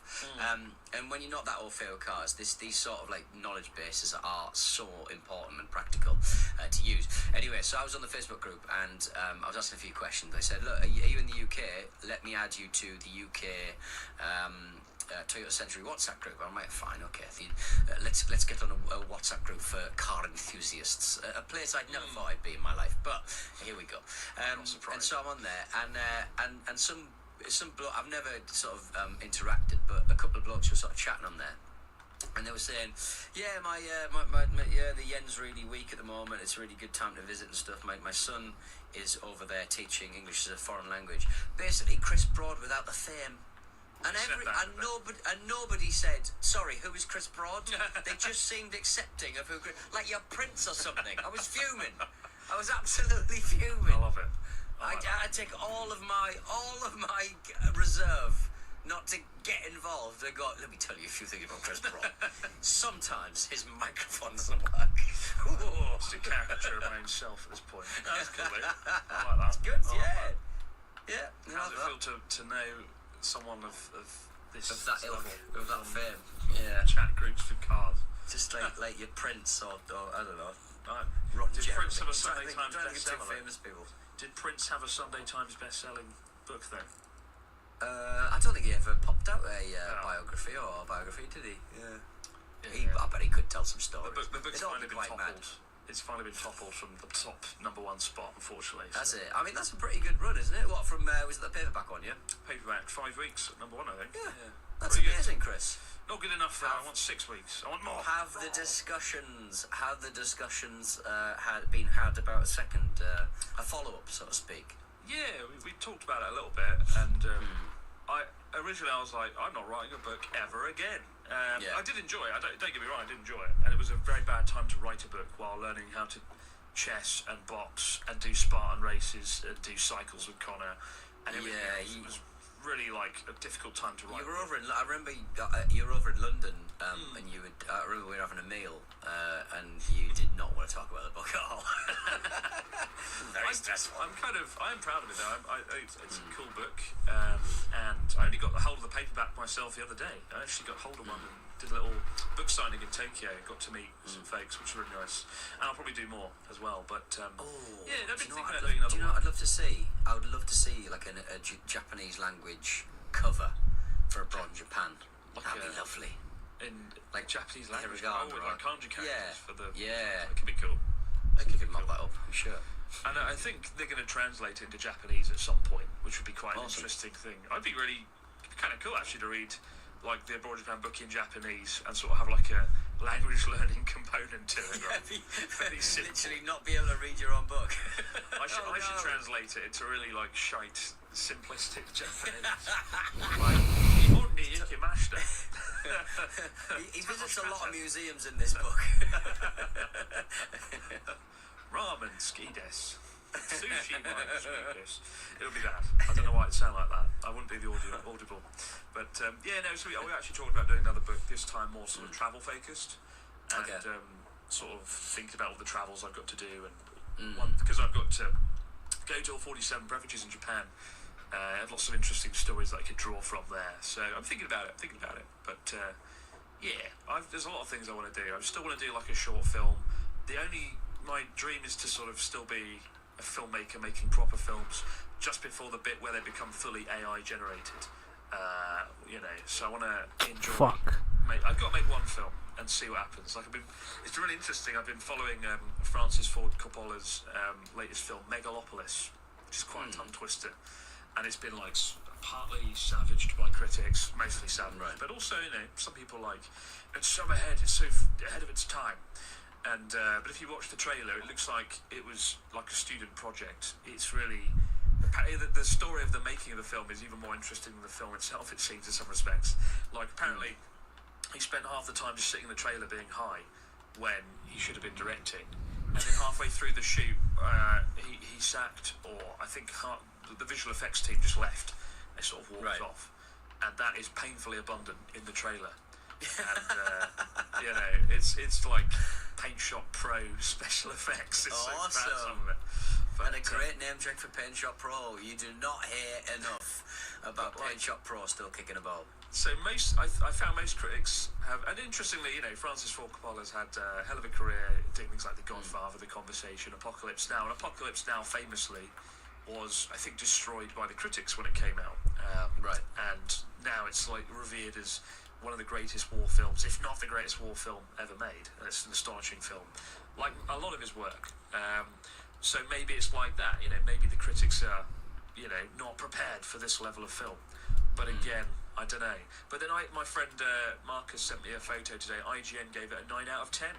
And you are IGN, so you know what's going on bits there. and bobs. Done bits IGN 9 out of 10. When's it coming out? Because it's just one of those ones that I just know I'm not going to see in You good watch time. nothing. You never watched anything. I know. You still haven't watched Shogun, have you? And that's the most. I've still not watched Shogun. No, I watched a documentary about an Italian couple who what you got to see on YouTube now? Unalived. I unalived someone. Fucking algorithm. I unalived this person. What are you talking about? You know, like how, like on TikTok, like they can't say like they killed someone. Like they go, I unalived. I've never heard that horrible euphemistic kind of like Helena Hancock direction that we're all going, where you can't talk about anything serious. I was watching a video. I've been watching a lot of videos from lawyers in the UK. There's a couple of like there's a guy called I can't afford a real one. I've got to look on when you YouTube. crashed the Toyota Sentra into a school or something. Into an orphanage. Oh no. Oh, they're flammable orphans. They're terribly flammable. But I'm watching these guys. One's called the Black Belt Barrister, who's very good, and there's another guy who's slightly less informal. Slightly less formal, and he's got a northern accent. He talks like this, and they basically go through UK law, and they basically explain why certain things are the way they are. And I do find whenever we've had to do chats with lawyers for projects that Stack have done, my podcast company, I always find dealing with lawyers so sexy. Whenever they write a formal letter to someone, basically laying down the law, it really gets me going. Chris, the law is sexy. Just unequivocally writing letters that are just brisk and to the point. And for a man who's flowery in his thoughts, it's just having that direct kind of clarity. Use ChatGPT for it now. Gets me going. But yeah, no, I find I modify the way I speak, although I don't use any of that language in my videos. I've definitely had to tone down swear words and things like that a little bit. Because it can actually ruin your video. And but you can't talk about. But the unfortunate thing is, you literally can't talk about anything serious, because you can't talk about the S word, you can't talk about the P word, you can't talk about, like, these things are really important to talk about, and we can't put a name on it because the advertisers just aren't in a position where they can be grown-ups about it, and there's just too much content out there to check manually. It's Monster Energy. Maybe Monster Energy don't care. Maybe you can have your conversation. I think Monster Energy would advertise on anything, to be honest. Hold on, did I get him? Yeah, I did get him, so I don't need to worry about him. What is that? Oh, okay, that's nothing. Mind you, you never do see adverts for Monster Energy anywhere. They're just always in the gas station. They're just always in the petrol station. Awful. Stick to that ball. Awful stuff. We've got a story. 白亜紀ケーキへようこそ。僕は読む。私はマダクス。今回は T-Rex で何か作ろう。今回は簡単にできそうね。じゃあね。T-Rex シューズより面白いものなんてある？ T-Rex の足跡よりもすごく小さいからね。さあ恐竜みたいに歩きましょう。これは何？ジュラシックワールドのグリーンスニーカーケーキを10秒でどちらがケーキか当ててみて。本当にこれは難しいよ。両方ともほとんど同じだよ。1番は色がくすんだ感じがする。なんか色あせな感じ。2番は色がもっと明るい。 This week from A. What is it? Everyone, these listener stories has like just been very cryptic with their names recently. Very We had a Bond-like, innit? episode last week, right? And somebody called himself BK Arc, which sounds like a Burger King special. I tried to Google it, but the only thing I could find was the ARC official community forums for the video game. Somebody calling himself BK. So I don't think ARC was that big a video game that we really care about it. No.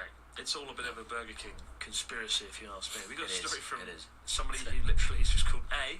It says, "Greetings, Chris and Pete. Last June, my father and I visited Japan. We stayed in a ryokan near Tokyo. Unfortunately, our experience was already off to a negative start, as 3 days before our arrival, the host messaged us to say that they'd downgraded us to a Western-style room. Filth! A Western-style room. Disgusting. Once we arrived, to be fair, you know, half the fun of going to a ryokan is having the Japanese room with the tatami mats you can roll around on and the shoji doors. Once we arrived, though, I can only describe this ryokan as a complete shambles. The structure of the stairs leading up to the guest room was half broken, making a worrying creak with every step taken.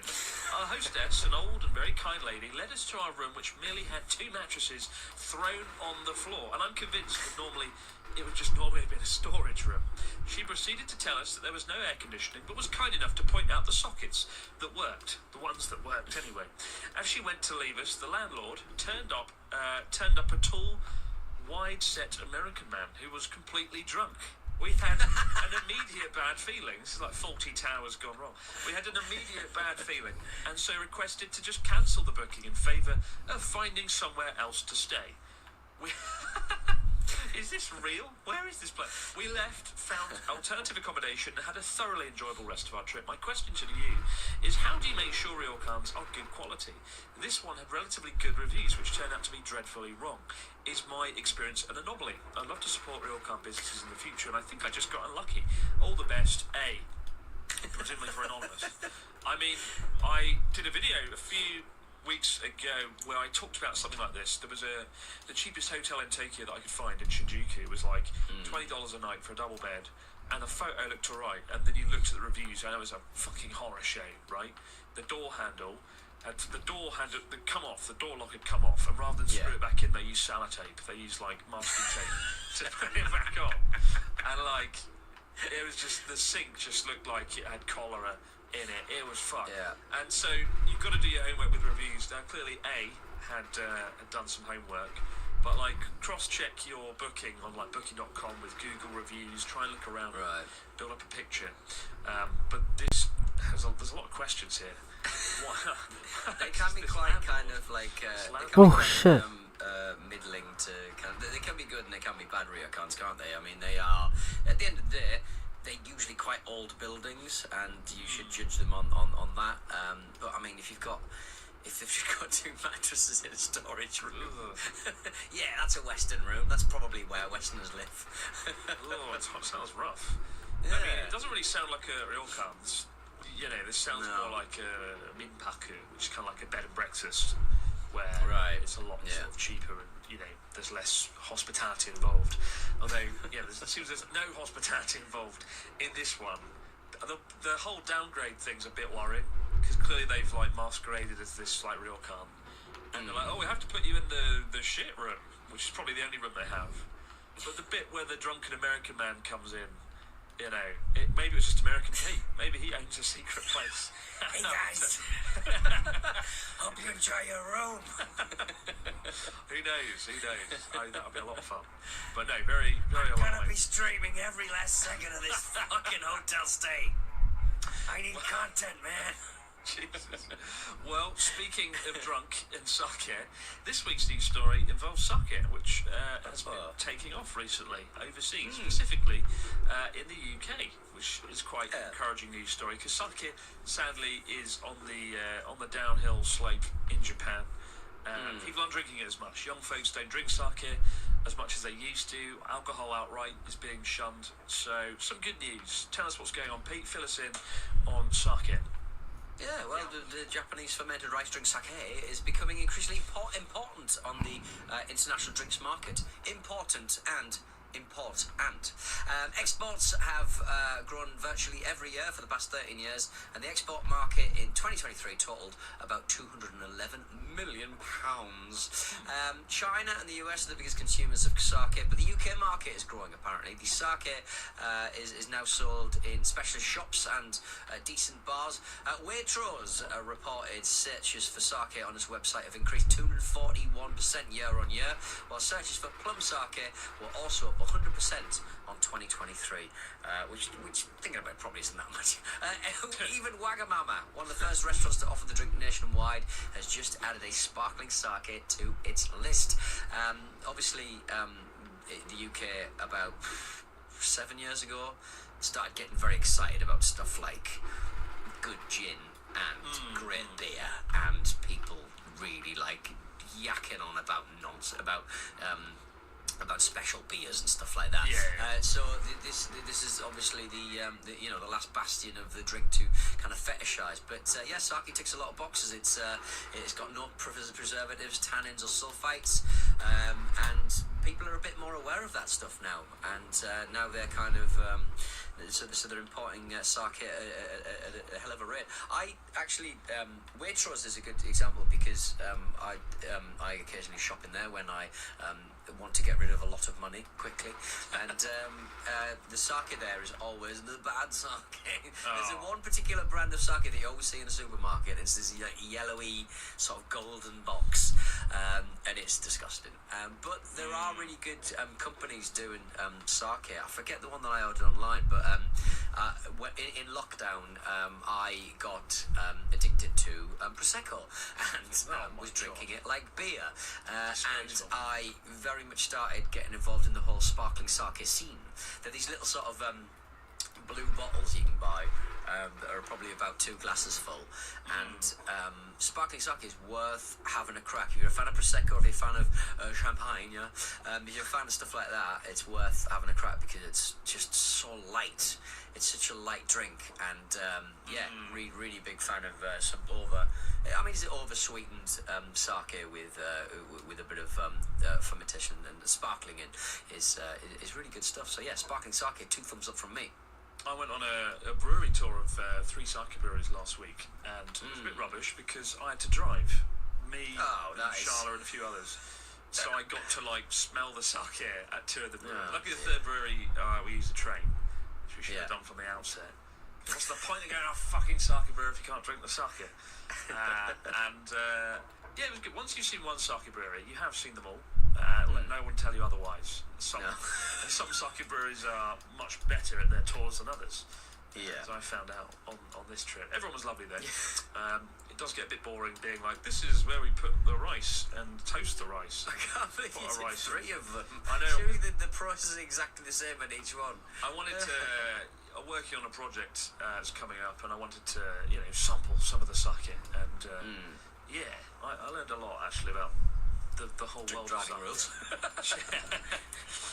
But no, I think sake, it's good stuff, but it needs to be paired with the right food, and I'm still amazed that sake sells overseas in some respects. But then if it's like a Japanese restaurant, then it makes perfect sense. It really does. So different to every other drink. It is, and it's definitely a bloody good drink when you've got some.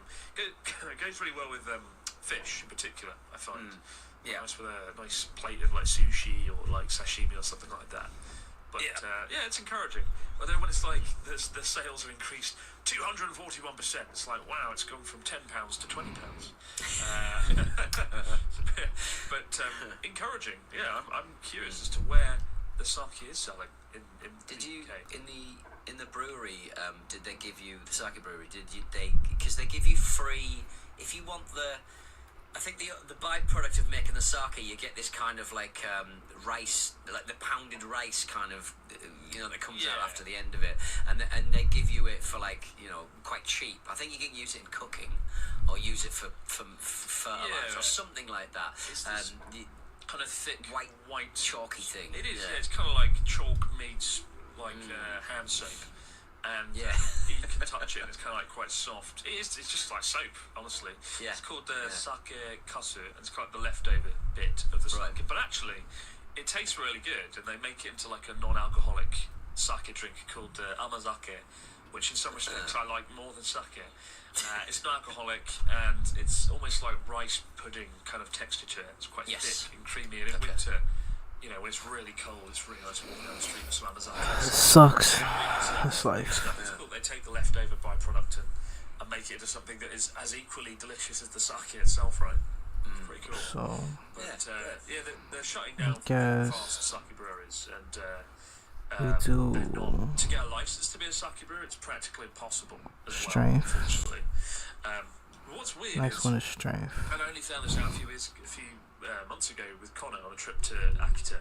You could be a craft sake brewery really easily, and it's like a lot more lax with the regulation. And so basically, if you have a sake brewery, Donaldson Sake Brewery, and you put like some oranges in, it becomes like a craft sake, and all of a sudden you've got around all the rules and regulations. So you have to make this craft sake, which is just flavoured sake, and I've spat in it. Yeah, I've spat in the sake. special. Dripped one drip of coolish in it. But I mean, we had like not that. We had some nice craft sake, like apple sake, not sake, and so like you can get around it doing things like that, which is quite smart. But yeah, I'd definitely love a bit of sake, but do your homework, because a lot of them aren't nice. I won't disagree. Yeah. And one of the good things about that trip is Connor had always hated sake until that trip, where I sort of took him out, gave him some good sake, and he's like, "Oh yes, I see now. It is edible. It is palatable to my tongue," and that was nice. It was a nice narrative finish to his sake hatred. We're meant to spend, guys. With comments, stories, and questions over in the fax machine. See you there. Wow. 結果主義ムームー証券モーモーじゃないムームー証券です今すぐダウンロード And we're back with the fax machine. What do we got for our listeners this week, Mr. Donaldson? Fill us in. Troy has got into Chai Chris and Pete after years and plans with friends falling through and global shutdowns. I'm finally heading off to Japan by myself for 8 days this November. My question is about nightlife and how to have a good time when travelling alone. At Pete's recommendation, I'll definitely be stopping by bar Rockaholic in Shinjuku, but are there any other spots either of you would recommend for the sort of spontaneous interaction with locals? Any recommendations for what to do on my first evening in Tokyo? I'll have spent a few days in Seoul by then, so hopefully mostly over the jet lag. Many thanks and keep the good work, Troy. Well, one problem is Bar Rockaholic is in Shibuya, not Shinjuku, Troy. So I'll save you some time there. It's in Shibuya. I think there was one out in the. I think there is another one. I think it's Bar Rockaholic 2 out somewhere. Yeah, there's Bar Rockaholic 2 somewhere, but I've never dirty my boots in there. So good they did it twice. Night out. I mean, I don't. The spontaneous interaction with locals. Honestly, you know, in the past I would have said somewhere like Golden Guy, but it's so overrun these days that I don't know if I can recommend it anymore, really. And it's a bit touristy, trappy in some respects. You still have good times. You still have good times. You still have, like, but I mean, don't spend all night there, I would say. Our kind of ending would always end up in Whaley Club Century, which might still be there, might not be there. What is it with you in Century? But anything with a Century? I know, right? Yes. You own a Century car. Yeah. You went to Club Century. Yeah. You're gonna live in Century. That was. If you stop but drinking it's just a Monster. big club that isn't quite as bad as all of the others, and there is, because you'll always get Club Womb shoved down your throat when you're out there, because it's got the world's biggest disco ball or something. But it's apparently got the world's biggest disco ball. But when you actually go in, if you're not going on a Friday or a Saturday, they don't open the full place, so you only ever see like a really small disco ball, and you're like, this disco ball does not seem big enough to say it's the world's biggest disco ball. But yeah, it's pretty. Trump Rooms used to be open. I don't know whether that's still open, but I would always kind of go for like look on the map for, just find the Japanese for club, bar, rather than looking for it in English, because you just end up at the same kind of like expat bars and stuff like that, and you end up at the hub. You do end up at the hub where all nights go to die. We got a question here from Tiffany from Manchester. She says, "Hello, Chris and Pete. I travelled Japan in April last year with a friend, but at some point we want to revisit Japan, or I want to revisit and travel solo. I'm scared to do that though because of the language barrier. Navigating the train seems difficult, and as a younger female, I'm mindful of safety. I think it's overall safe, but what are your tips for travelling solo around Japan? Thanks, Tiffany. I mean, I know quite a lot of people that have been travelling around Japan recently, and I don't think there's that many safety issues to really worry about here in particular. But I think just try and book places ahead in advance as best you can, because it's quite busy here at the moment. Lots of tourists and whatnot, so always try and book ahead in advance. It's not a nice feeling to turn up to a town and be like, oh no, all the hotels are full and now I'm stuffed, and you might end up in a questionable ryokan like A did earlier on in this story of the week. But yeah, just plan ahead and have a rough idea what you want to do. Try and book as much as you can in advance, and enjoy it. I had a friend come over in April. Ali, actually, Ali, he was on the podcast. He came over. He's a guy, but just to clarify, he is a man, and he, travelled around alone for half his trip. We didn't hold his hand after the first half of his trip. He went off into the wilderness and discovered Kyoto, Nara, and Osaka alone, and he had a whale of a time, so far as I could gather. I think it'll be fine. It's a good time to reflect, and you never know what interesting folks you might meet along the way. If you're travelling and staying at hostels as well, it's a great place to meet people in those common areas in the community area where you can hang out with folks. And, especially if you're staying in hostels and stuff, that can help as well. I think we get stories every week about people, solo young female travellers. So I wouldn't worry unduly about it. But like Chris says, a bit of to know your framework of your trip, I think helps a lot as well. Absolutely. Book what you can. Nail out the sort of route you want to do roughly, and it will save you a lot of money and time, because the hotels get filled up quick and a lot more expensive once the rooms are gone. So try and book 2 months ahead, and thank me later for that. I've got one last question from Iona, who says, greetings Chris and Pete, I would love if the living in Japan for over a decade guy and the visiting with only one backpack guy could give me some advice. Pete is the man with one backpack. I've been living in Japan for almost a year now, and will have to go back home soon. During my time here, I bought a bunch of clothes that don't need to come back with me and probably won't fit in my small suitcase anyway. What do people in Japan do with their unused clothes? Can you go to your local shrine, church, and donate as you can in Europe, or is there another way? The clothes are still wearable, so I wouldn't want to throw them away if possible. Thanks, Iona. When I've read can you go to your local shrine, I just pictured dumping these clothes all over the Tory gate. Put them on the statues. That's how they get those jackets. They used to be worn by people. Just go to a second-hand shop like Hardoff or is it 5th Street? There's quite a lot of good second-hand stores in Japan. They'll take your clothes and give you a shiny penny for all of them. And you don't really do it for profit, but it's a good way to at least get rid of clothes without feel like you're recycling. Mordorf, we went on a trip when we were down in I think it was somewhere in Kyushu. We went on a bit of a pilgrimage to a vending machine that we'd heard about that sold exclusively crepes. Some enterprising, presumably French person had set up this vending machine that just sold crepes, and they were in. We were expecting warm crepes, freshly prepared by a machine. It was just very much a basic vending machine, where they jammed crepes into cans to dispense that way. But you know what? I think about a kind of chocolate ganache, nutty crepe almost every day of my life now from that vending machine. So I'm a little bit annoyed that I don't have access to that anymore. But we went to a Mordorf that was next door, because I love second-hand goods. I love mooching around people's houses. If you invite me to your house, I will mooch around your house. If I go to an Airbnb, can't get rid of it. I'll be trying to get into all the cupboards to have a mooch about what you got.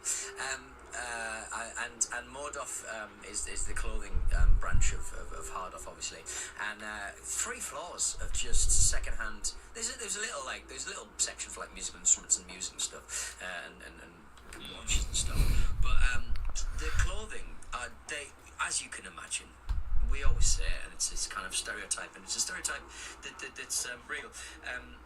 Japanese people wear quite similar clothes in general for their workwear, but they're always clean, they're always beautifully turned out, and they really do take care of their clothes. They just know how to wash, dry, prepare their clothes. Like this t-shirt is just ruined, absolutely ruined, and I don't know how to look after my clothes, and that's why they fall to bits frequently. But the people who sort of donate their clothes to these mold-off shops, they've just taken care of their clothes. And if you're a big fan of like second-hand clothing, it's such a good place to go, because you get so much for your money, and they're really reasonably priced. Obviously the yen's very weak at the moment, so yeah, if you can get, I mean, obviously for Iwana, get your clothes in the mold-off and let them enjoy their best lives. Absolutely. Also, I said 5th Street is 2nd Street. Right. Okay. But yeah, no, it's cool. It's really fun as well, rummaging through second-hand stores in Japan. I love it. I don't do it for clothes that often, but for electronics and stuff, like half the electronics over my shoulder here, probably from Hardoff, including this telephone, which I always forget about. This big retro telephone over my right shoulder. Very cool. I love it. Yeah. Retro tech. Yeah. Keep the stories, questions, comments coming into Abroad Japan podcast at gmail.com, or comment away down in the YouTube comments below, guys. But for now, have yourselves a great few days. We'll see you right back here to do it over again on the Abroad Japan podcast. Have a good one. Bye for now, guys.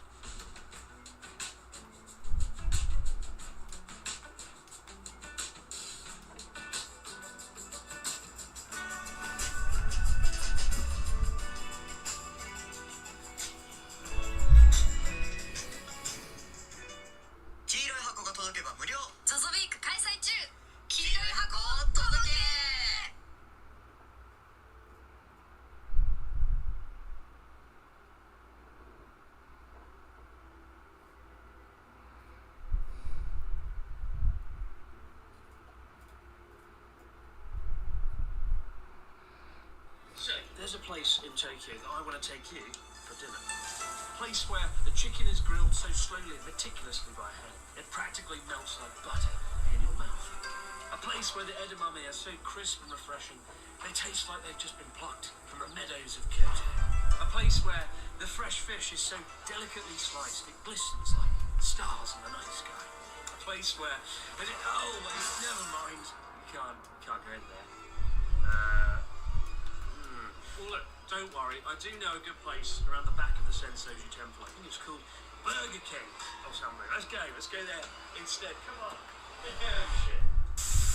So recently, a Tokyo restaurant enjoyed some viral success online after declaring only Japanese speakers can enter. Obviously a subtle difference from outright saying Japanese only.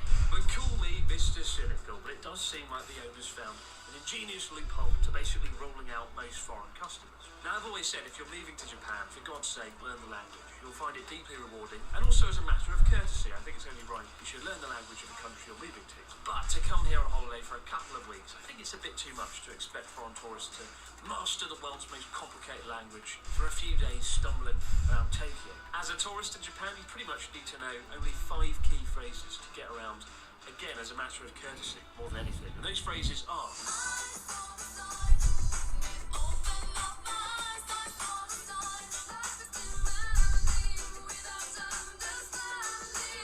What I love about this rule is it even rules out people who have been studying Japanese for like 3 to 6 months. If we take a look at the menu, you need to know 3 writing systems to get around this, as well as complicated vocabulary involving fish. That's not something you're going to learn over a casual weekend.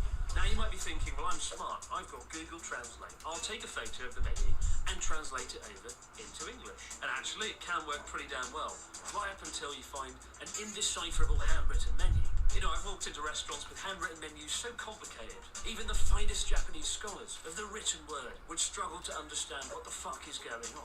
Still, of course, there's 2 sides to every argument. And in this case, a lot of local restaurants in Tokyo are family-owned businesses reliant on regular customers, usually locals. Repeat customers are the lifeblood of a small business, so it's understandable, perhaps, that restaurants want to prioritise locals. And the owner of this restaurant argued that foreign customers weren't spending as much money as his regulars as well.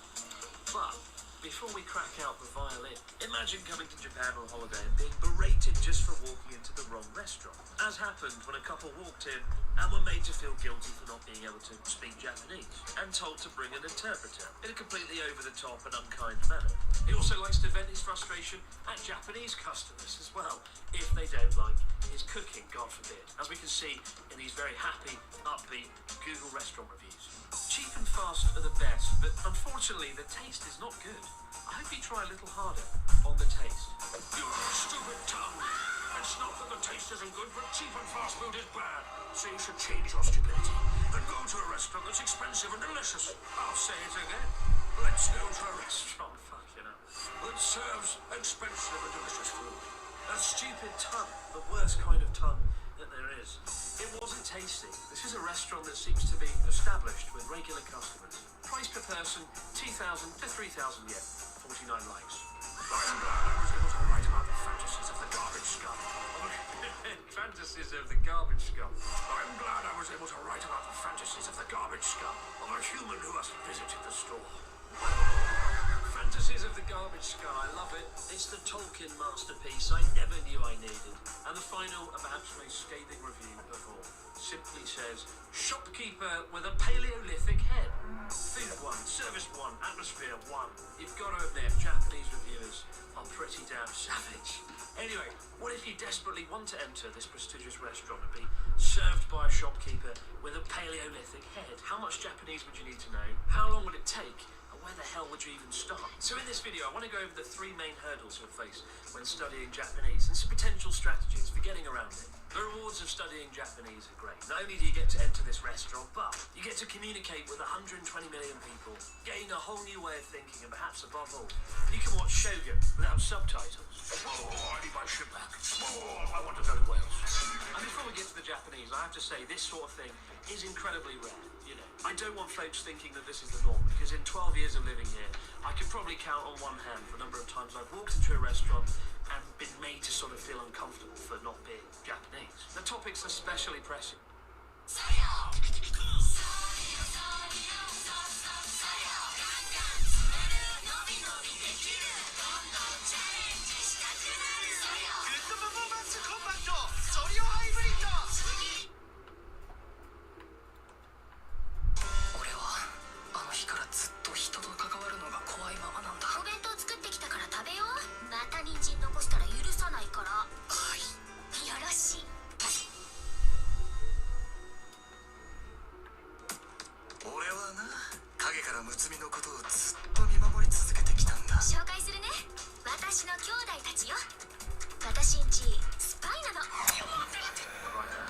Over-tourism is a very popular theme in the media. A couple of months ago I discussed how Kyoto's geisha district of Gion unfortunately decided to ban tourists from certain streets to protect neighbourhoods after a few incidents. A sad but necessary move to protect that historic quarter of Kyoto and the geisha who still live and work there.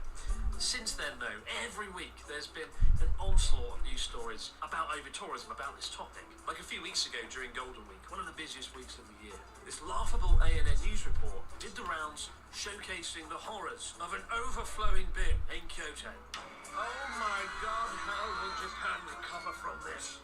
I mean, the other day I was walking through Asakusa at night doing some photography, probably about 10 p.m. And I watched a group of very drunken 20-year-old Japanese guys walking towards me, screaming, shouting, slamming half-drunk cans of Strong Zero into the pavement, terrorising pedestrians. And I thought, gosh, if only ANN News were here to cover this incident with their painstakingly objective news coverage. If a Strong Zero can falls in the forest and there's not a Japanese TV crew to film it, can we still blame the mess on foreign tourists? Yes, we can. Anyway, Kyoto itself benefits massively from tourism. In 2018 alone, it made $8.7 billion. And they would do well to invest the money in handling the very tourists they're profiting from by, I don't know, buying another bin. Should we buy another bin for $8.7 billion? Should we put another bin out on the busy week? Another bin on the busy week? No? Alright. Still, Kyoto is so last week anyway. Thanks to TikTok, there's a far more tantalising tourist hotspot doing the rounds right now.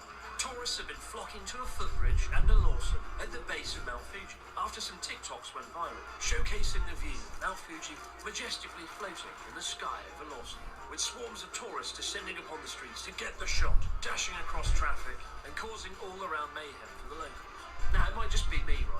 don't so much see a floating Mount Fuji over Lawson as Mount Fuji being fucking blocked by Lawson. This is a shit angle, I don't understand. They say beauty's in the eye of the beholder, but this is just bollocks. I don't get it. I don't understand.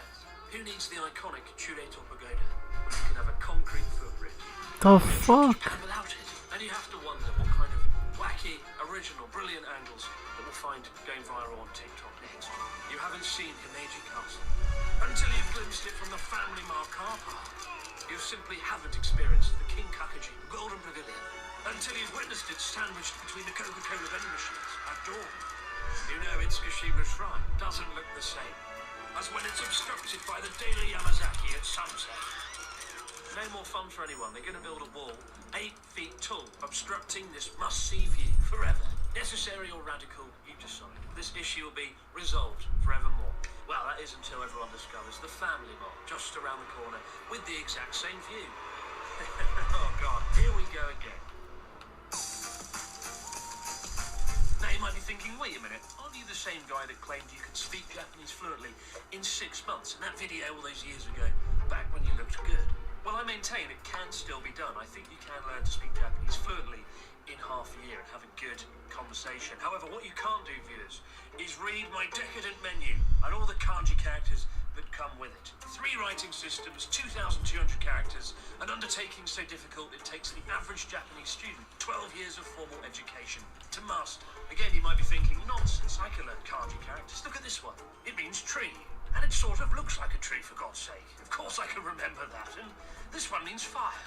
And it sort of looks like a bonfire. Easy. All too easy. Absolutely. And tell me, what does this one mean? Well, that one means, well, I'm going to go home now. Fuck off. Unfortunately, there's no real shortcut to this. Even if you have the world's greatest memory, you can't break the laws of physics. You need all the time you can get to pack these thousands of characters into your head. Now, thankfully, learning kanji is bloody good fun. You can feel the benefit pretty damn fast when you start to look at characters and know what they mean. And I've met people who've been able to learn how to write all 2,200 characters in 18 to 24 months. Hell, it took me about a year to learn 1,000. But make no mistake, to get this done takes years. And once you've learned them, you need to practice them, revise them over and over again, so you don't forget how to write them. If you do want to learn the kanji characters, get yourself this book right here, which teaches you some clever tricks to make sense of the squiggly lines and how to write them. And then combine that with a spaced repetition system like Anki, essentially a digital flashcard system that forces you to constantly recollect what you've just learned, so you don't forget hours and days after. Back when I first moved here, a lot of people I knew were doing language hacking, which sounds a lot cooler than it is. But essentially finding these ways and tips to get around what seems like an insurmountable task. And the people I know who succeeded in learning how to write all 2,200 characters and commit them to memory combined that book with this system and were able to shove all the characters into their head. Learning thousands of words is one thing, but being able to fluently communicate with the entire sentence structure is essentially reversed and flipped on its head. That will break your brain, as I discovered. Quick example, to say the person speaking with the teacher is my friend. In Japanese you'd say, Sensei to hanashiteru hito wa watashi no tomodachi desu, which literally translated means the teacher with speaking person my friend is. Essentially it's just Yoda. They basically stole the Japanese speech pattern and translated it into English, literally. But to be able to speak like this naturally, there's no real shortcut. You have to keep practicing over and over. Speaking aloud with people, kind of rewiring your brain almost, which takes weeks or months to feel natural. Shuffling all that around in your head is quite the challenge. Now luckily there are some useful tips. Number 1, when you're speaking Japanese with friends and whatnot, like don't ever switch back to your native tongue. Don't switch back when you fail to remember a word. Naturally it's not uncommon for a beginner to start speaking, hit mid-sentence, then realise they don't know the word. Screw it all up and then revert back to their native tongue. Don't do that. Think about what we do in English mid-sentence when we're trying to think of something. We kind of go, some people worse than others, a bad habit. But learn the Japanese for that.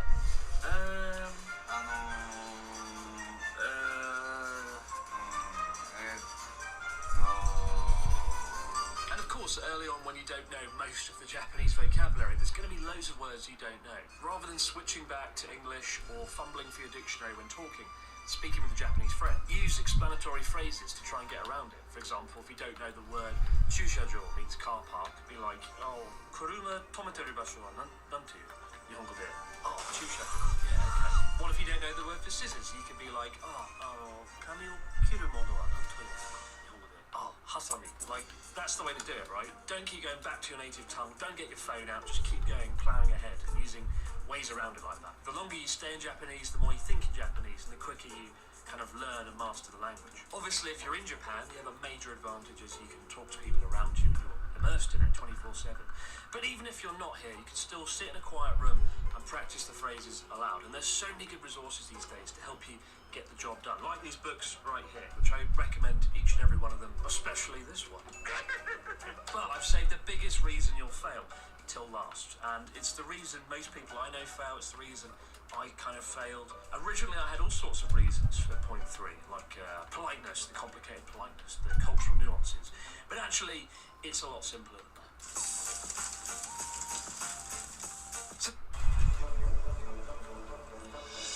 It's no one's business what I create with my Galaxy S24. Or what I search. No peeking. Even what I say. Bonjour, c'est le d'écran papier. Or hearing French. My data remains mine when using Galaxy AI. On or off. I'm in control.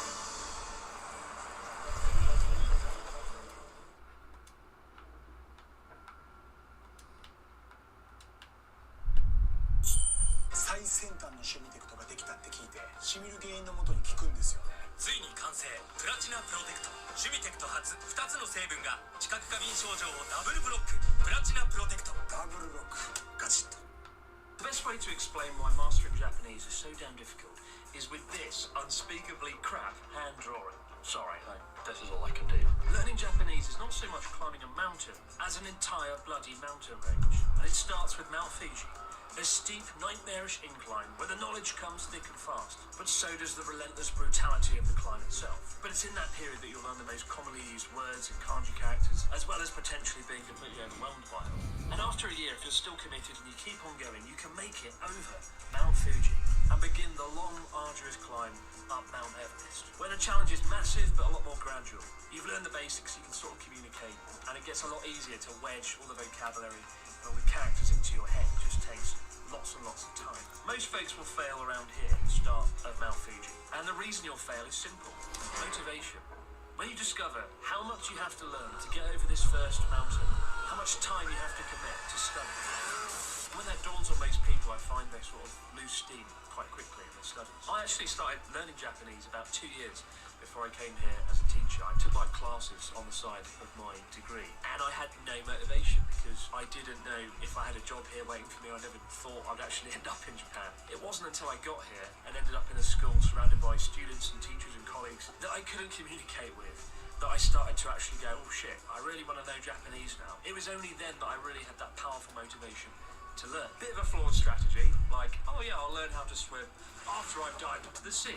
But I know I'm not alone in that. I know I'm not alone in being a bit of an idiot. And I think unless you've got a powerful motivator, like living in Japan, working in Japan, or knowing for 100% sure that you're going to end up in Japan, then I just don't think you'll have the motivation to see this through and to keep going. I also set myself constant challenges to try and keep pushing me. For example, I did a JLPT language test.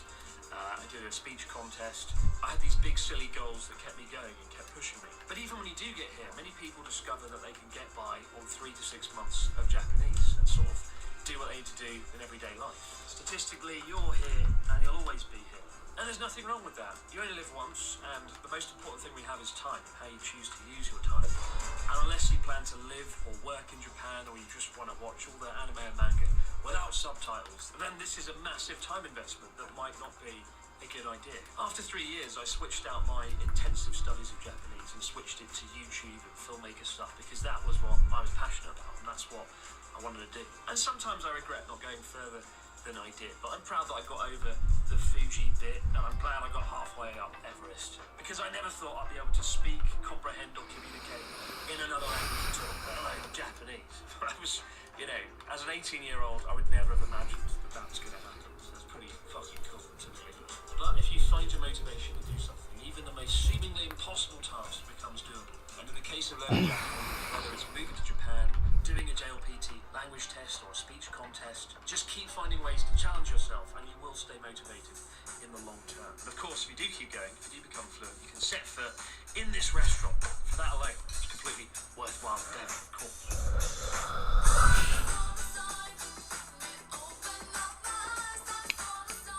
Oh, I need my ship back. Oh, I want to go to Wales.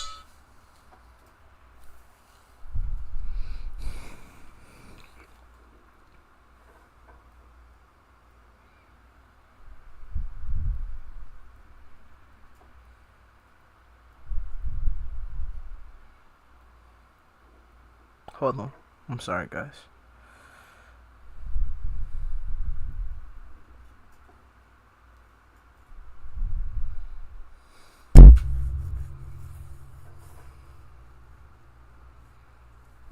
So let's do tarot. It's 4 days ago. 4 days already passed. That's fine. And you have. Hey there, Scorpio. Welcome. Let's do this. I got another 30 minutes. So yeah. This is for the next 6 months. You have this growth card. It says expect good money flow, a raise, or a new job offer soon. You have this strategy. It says becoming more strategic to succeed in the long term. So I do feel that it's a very abundant summer. So I think that a lot of you are increasing your abundance over the summertime, or you could be doing things to increase your abundance over the summer, which obviously would be a good thing. I also do think that there are probably things you could learn that would make your abundance even more. So whatever you're working on, I would learn the ins and the outs of it, or continue to study whatever it is that you do in your life to like increase your abundance.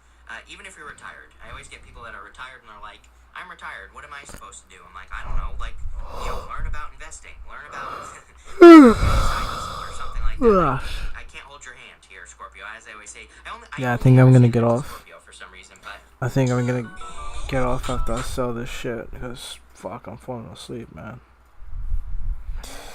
I apologize, guys.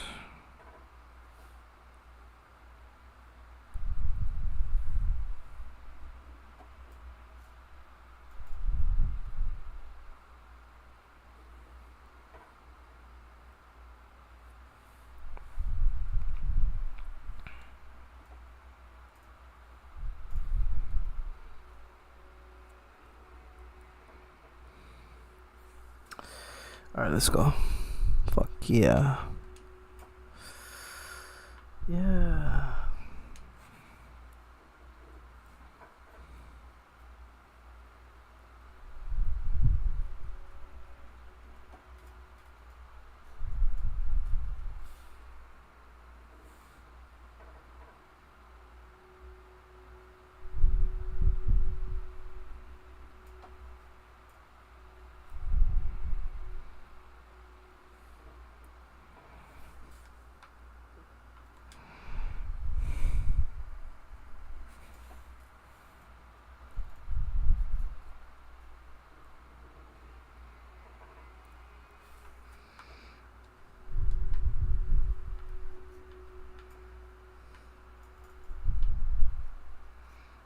Yeah, definitely gonna get off after this.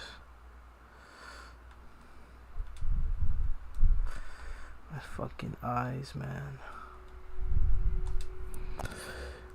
Alright, this is a really short stream. This is a really short stream today. Sorry about that. I'm fucking dying. My eyes are so watery.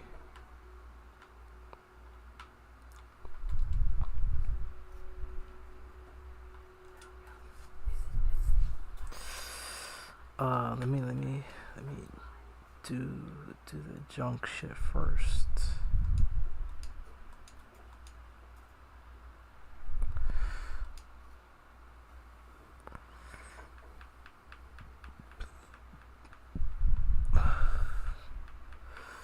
Food, man, food. Where's the there's no fucking food.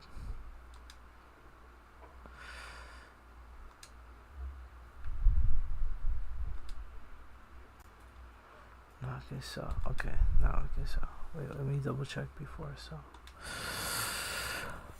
Yeah, big sell dodgeable. Let's go.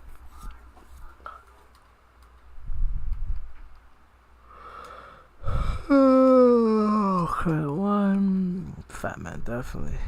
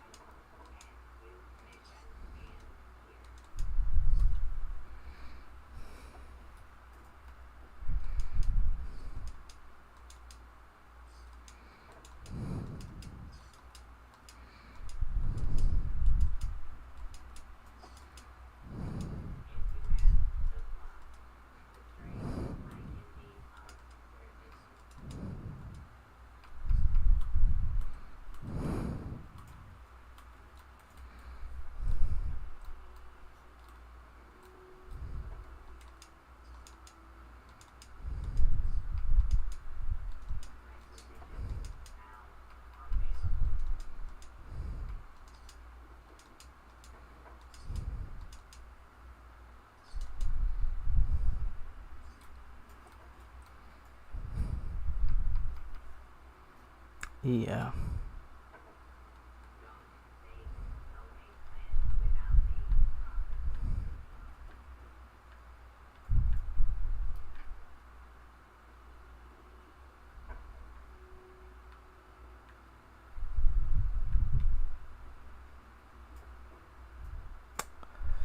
Let's grab my junk.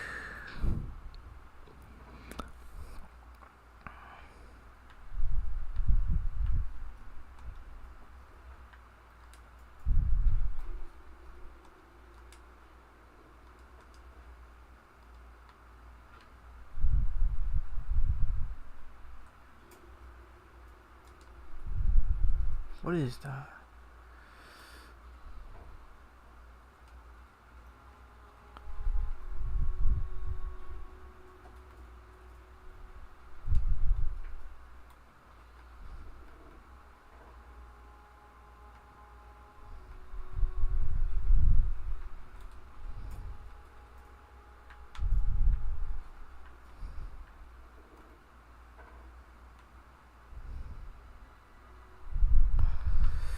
Alright guys, that is it.